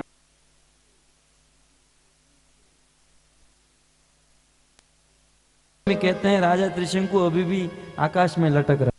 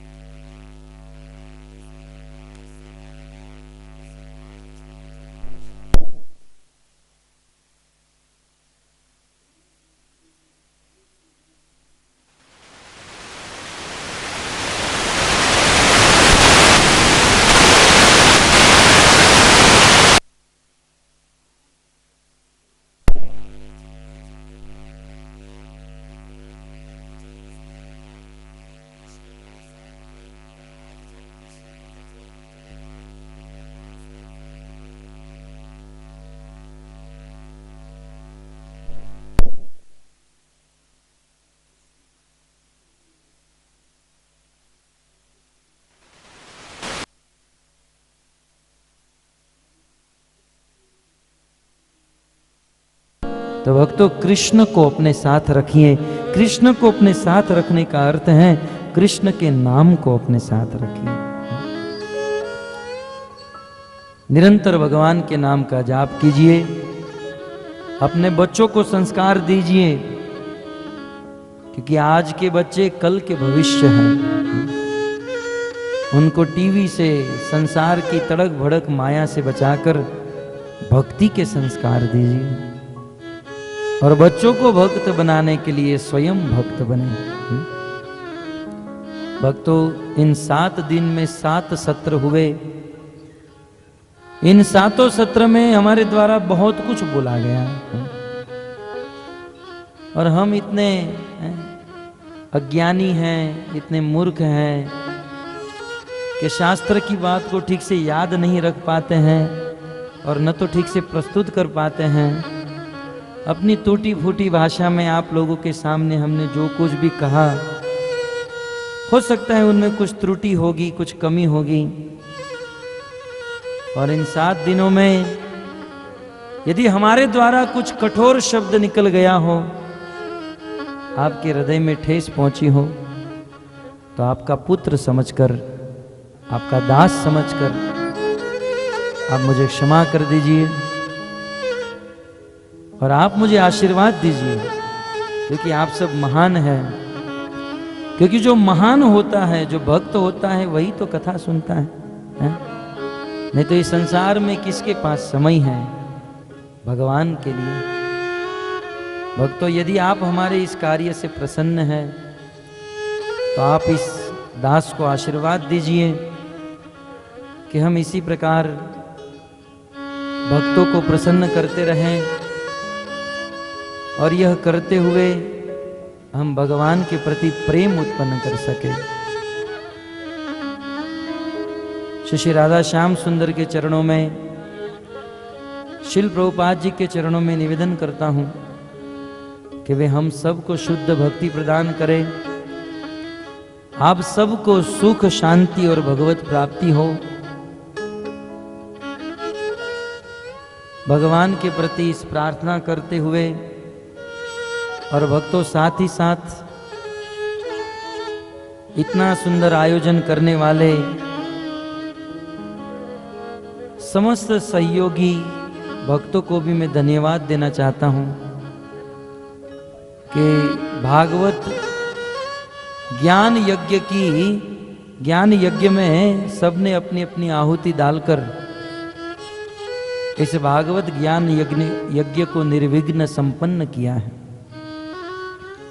और साथ ही साथ हम विशेष आभारी हैं परमेश्वर प्रभु के,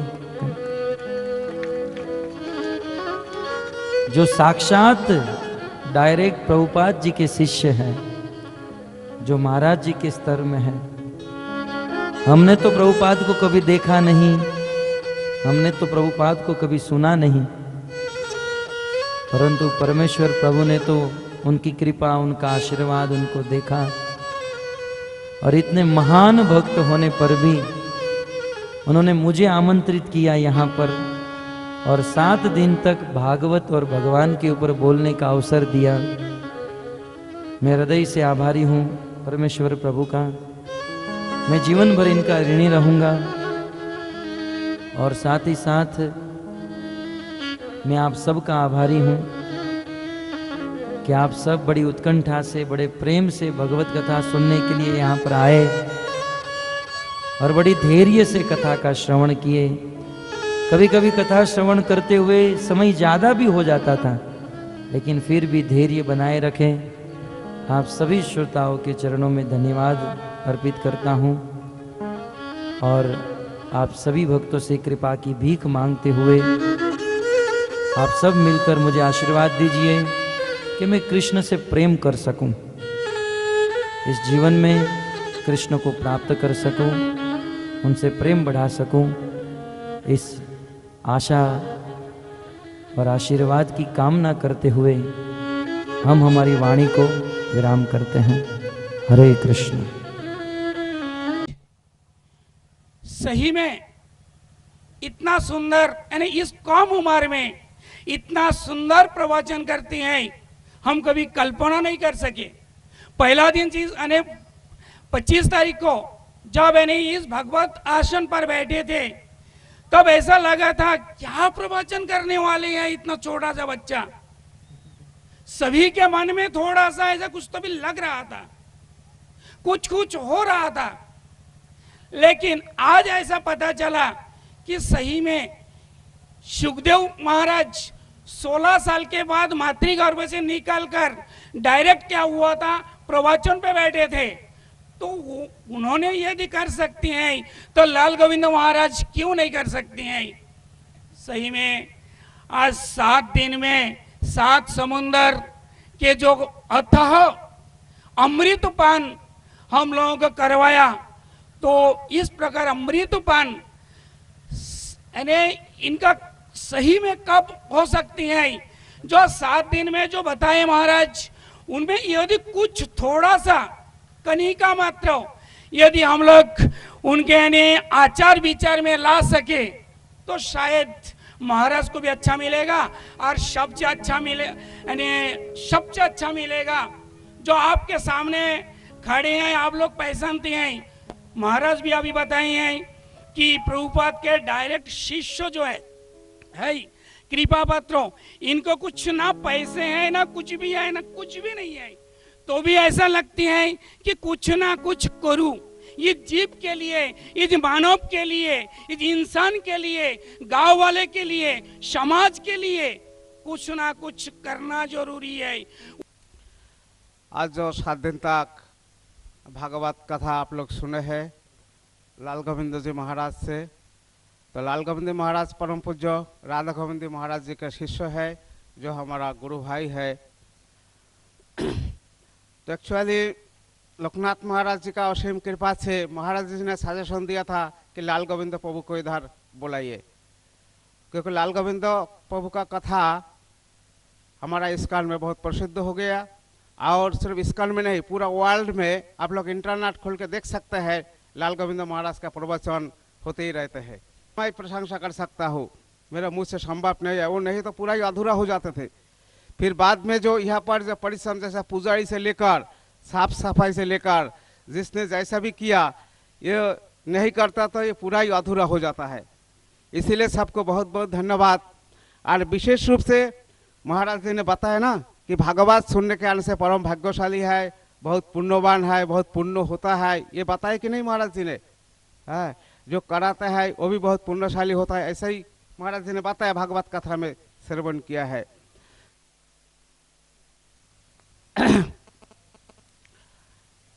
मेरे द्वारा कुछ संस्कार, कुछ पुण्य वाक जो कुछ भी हो वो तो मैं जानता नहीं है। जैसे आप लोग महाभारत में सुना होगा, ग्रंथ में लिखा है, जो पंच पांडव जब जा रहा था ना वैकुंठ स्वर्ग में, तो आखिरी में युधिष्ठिर महाराज जब पहुंचा तो उनको साथ एक कुत्ता गया था। तो युधिष्ठिर महाराज जब रथ में चल रहा था तो वो सारथी बोला ये कुत्ता को नहीं लेना। तो बोलते क्यों? बोले कुत्ता का कोई पूर्ण संस्कार नहीं है। तो युधिष्ठिर महाराज ने बोला तो मेरा पास है ना, मेरा कुछ तो है।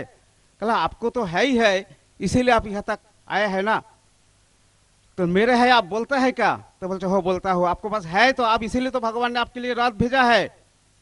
तो ठीक है, तो भेजा है ना, तो कुत्ता जब यहाँ तक आया, इसको भी कुछ पुण्य संस्कार नहीं हो तो मेरे जितना पुण्य है मैं कुत्ता को देता हूँ, कुत्ता को तुम लेके जाओ, मुझे जाना नहीं है। ऐसा युधिष्ठिर महाराज ने बोल दिया। तो मेरे कहने का मतलब ये है, यहाँ पर जो कुछ भी है, जितना है यहाँ पर परिश्रम किया है, डेकोरेशन से लेकर साफ सफाई से लेकर जो कुछ भी है, मेरे अंदर कोई जन्म में किसी टाइम में कुछ संस्कार कुछ पुण्य हो, वो सभी के लिए है। मेरे ये पुण्य संस्कार कुछ भी नहीं से, वो सभी के लिए, सबका उद्धार हो जाए, यही मैं भगवान से प्रार्थना करता हूँ। मैं चाहे नरक में चला जाए ये मेरे चलेगा, लेकिन ये सबको उद्धार हो जाए, मैं महाराज जी से प्रार्थना करता हूँ। आप भी मुझे आशीर्वाद कीजिए और हर साल यहाँ पर आके सबको ये आप कृतार्थ कीजिए, यही मेरा प्रार्थना है भगवान से। और एक प्रार्थना है कि जो यहाँ पर जिसने सहयोग जो दान दिया है, वो दान देने वाला को मैं थोड़ा सा जो भी हो थोड़ा भेंट देना चाहता हूँ, आप लोग उसको स्वीकार कीजिए जो जो यहाँ पर है, और उसका नाम यहाँ पर मैं और महाराज जी खुद हाथों से देंगे, इसीलिए महाराज जी को यहाँ पर बैठा के रखा है। हाँ। तो यहाँ पर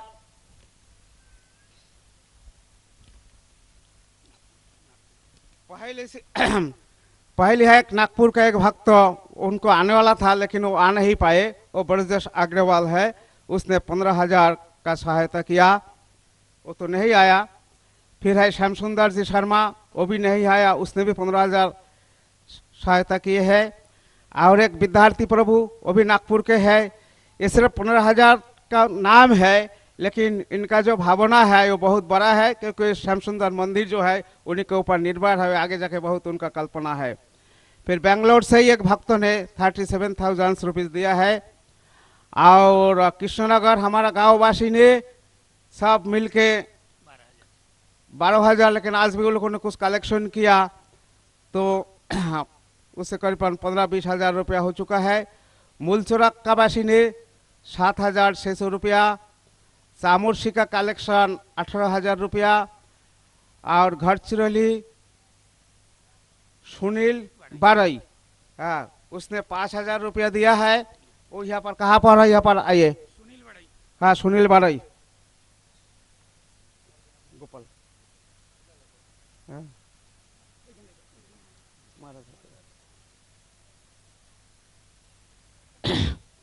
एक गोपाल को लेके घर में प्रतिष्ठा करना, गोपाल ही आराध्य देवता है।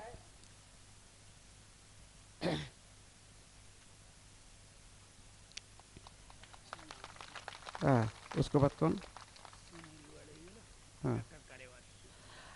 उसके बाद है हमारा डॉक्टर कारेवार साहब, उसने भी 7,500 रुपया यहाँ पर सहायता किया है। वो भी कहाँ पर हो, यहाँ पर आ जाइए। फिर करो गुरुदास प्रभु। उसके बाद है गुरुदास प्रभु, जो हमारा इस्कॉन का लोकनाथ स्वामी का भक्त है, वो कहाँ पर भी है, यहाँ पर आने का कृपा करे।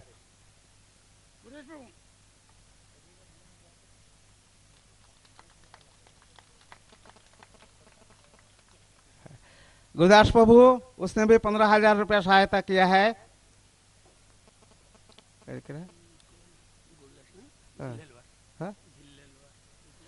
जिलेलवार साहब जो चामुर्शी का है हमारा,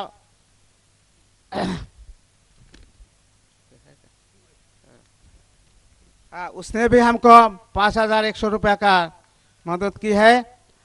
और यहाँ पर रेंजर साहब तो नहीं आया, रेंजर साहब ने 1 ट्रक लाकड़ी यहाँ पर भेज दिया था, लेकिन आए नहीं यहाँ पर। फिर हमारा चंद्रपुर कलेक्शन हमारा डॉक्टर पाल ने किया, करीबन 50,000 रुपया का कलेक्शन करके चंद्रपुर से लाइफ मेंबर द्वारा यहाँ पर मदद हुए है। फिर गंदिया से हमारा महाकृतु प्रभु, उसने भी 18,000 रुपया कलेक्शन किया, और सब्जी वगैरह बहुत कुछ किया है। वो यहाँ पर है क्या, महाकृतु प्रभु नहीं है। फिर सिद्धार्थ प्रभु यहाँ पर है, पापड़कार सिद्धार्थ पापड़कार। ये सिद्धार्थ प्रभु पापड़कार जो है, ये घरचोली रहने वाला है, हमारा लाइफ मेंबर है, लेकिन चामुर्शिया के घर किराए पर रहते हैं। हमारा मन में हमारा एक भावना है कि जो ये राधा श्याम सुंदर ने इसको खींच के चामुर्शी में लेके आया। इसने हमारा साइकिल का नाट से लेकर हमारा मोटरसाइकिल, बाबू जी, मोटरसाइकिल और जो कुछ भी है गाड़ी का पूरा ये देखभाल, और भविष्य में शायद यही मंदिर का हमारा कर्णाधार चामुर्शी का बनेगा, ये भगवान का। हाँ, क्योंकि अभी जो कुछ भी हमारा आर्थिक परिस्थिति में हर चीज में हिसाब है, लेकिन इनका देने का कोई हिसाब नहीं है। हाँ, ये जो सहायता हम कभी कर रहे हैं, एक एग्जाम्पल मैं यहाँ पर देता हूँ। इस साल हमारा गाया का खाना खत्म हो गया था, तो गाया के चलकर 20-25 गाया के लिए कैसा क्या करूँ। प्रभु जी को मैं मांगा भी नहीं है, कुछ भी नहीं है, उसने तुरंत तो 20,000 रुपया हमको दिया, उसी से 2 महीना का हम गाया का मेंटेनेंस इसने किया था। इतना इसका भावना है। हाँ, और जो कुछ भी है, जो अभी जैसा देखभाल कर रहा है, इसने ये भी बताया आप चिंता मत करो, क्योंकि मैं पीछे हूँ, मैं देखूंगा कि कैसा क्या करना है। इसीलिए राधा श्याम सुंदर का कृपा से घटसोली से इसको यहाँ पर खींच के लाया है। हाँ, क्योंकि राधा श्याम सुंदर को सेवक चाहिए, तो यहाँ पर एक सेवक सिद्धार्थ प्रभु को ने खड़ा कर दिया। इनको आप आशीर्वाद कीजिए कि भौतिक जगत में इनका एक सुख, ऐसा बताया ना संसार में पुत्र सुख होना चाहिए, लेकिन इसका पास कोई बाल बच्चा नहीं है, इसीलिए एक बच्चा सबका आशीर्वाद में हो, इसका संसार में एक बच्चा आना चाहिए।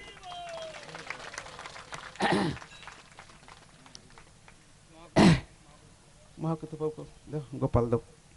महाकृत प्रभु यहाँ पर हमारा इस्कॉन का भक्त है, जयपता का महाराज का शिष्य है, इनको भी थोड़ा। इसके बाद कौन है? निखिल ठाकुर माने ওই কালেকশন করেছিল উমেশ फिर यहाँ पर हमारा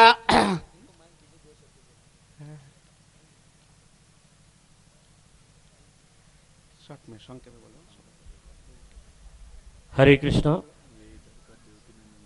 मेरा सब भक्तों और भाई बहनों जो भी है, सबको मेरा श्रद्धापूर्ण भक्तिपूर्ण प्रणाम। क्योंकि पृथ्वीते आछि যত भाग्यवान जीव गुरु कृष्ण प्रसाद पाए भक्तिलता बीच। यहाँ जो भी है सब भाग्यवान है, क्योंकि ये जो ट्रांसेंडेंटल प्लेटफॉर्म है ये सबको नहीं मिलता है, कोई भाग्यवान व्यक्ति को मिलता है।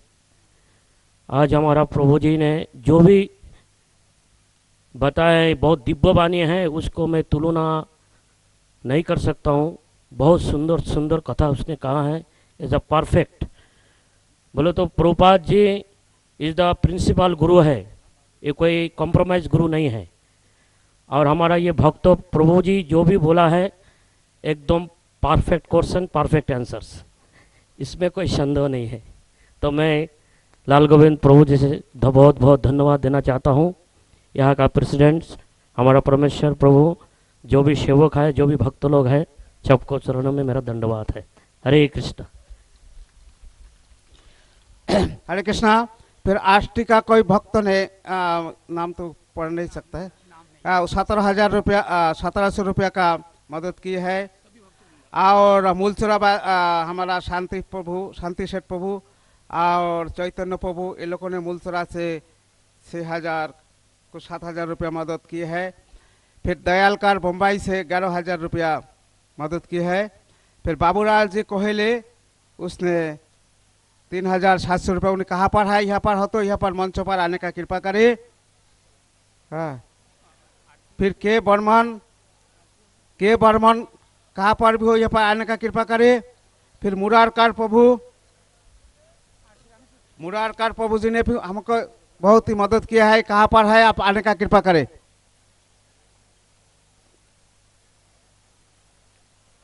मुरारकार प्रभु। फिर चामुर्शी से अग्रवाल साहब, अग्रवाल है क्या यहाँ पर? चामुर्शी का अग्रवाल जी। हरे कृष्ण। मुरारकार प्रभु जी, कोहेले जी। हरे कृष्ण।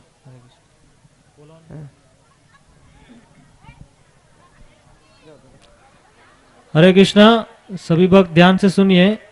कुछ सूचना है कि प्रभु जी की आगे की जो 51 कथा हो चुकी है, उनकी सीडी आपको स्टॉल पर उपलब्ध है। और साथ ही साथ आज जो यहाँ पर 7 दिन की कथा जो हुई, और जिसको मैं यहाँ पर नाम लिया, सभी ने सहायता किया है, इसलिए सबको बहुत बहुत धन्यवाद। और सबको मैं क्या प्रशंसा कर, मैंने बता दिया। जो यहाँ पर जो कुछ भी पुण्य जो कुछ भी है वो सब लोगों के लिए है, जिसने ये बहुत बड़ा मददगार और संस्कार किया है। हरे कृष्णा। ये कोहले जी है, मुरारकार जी है।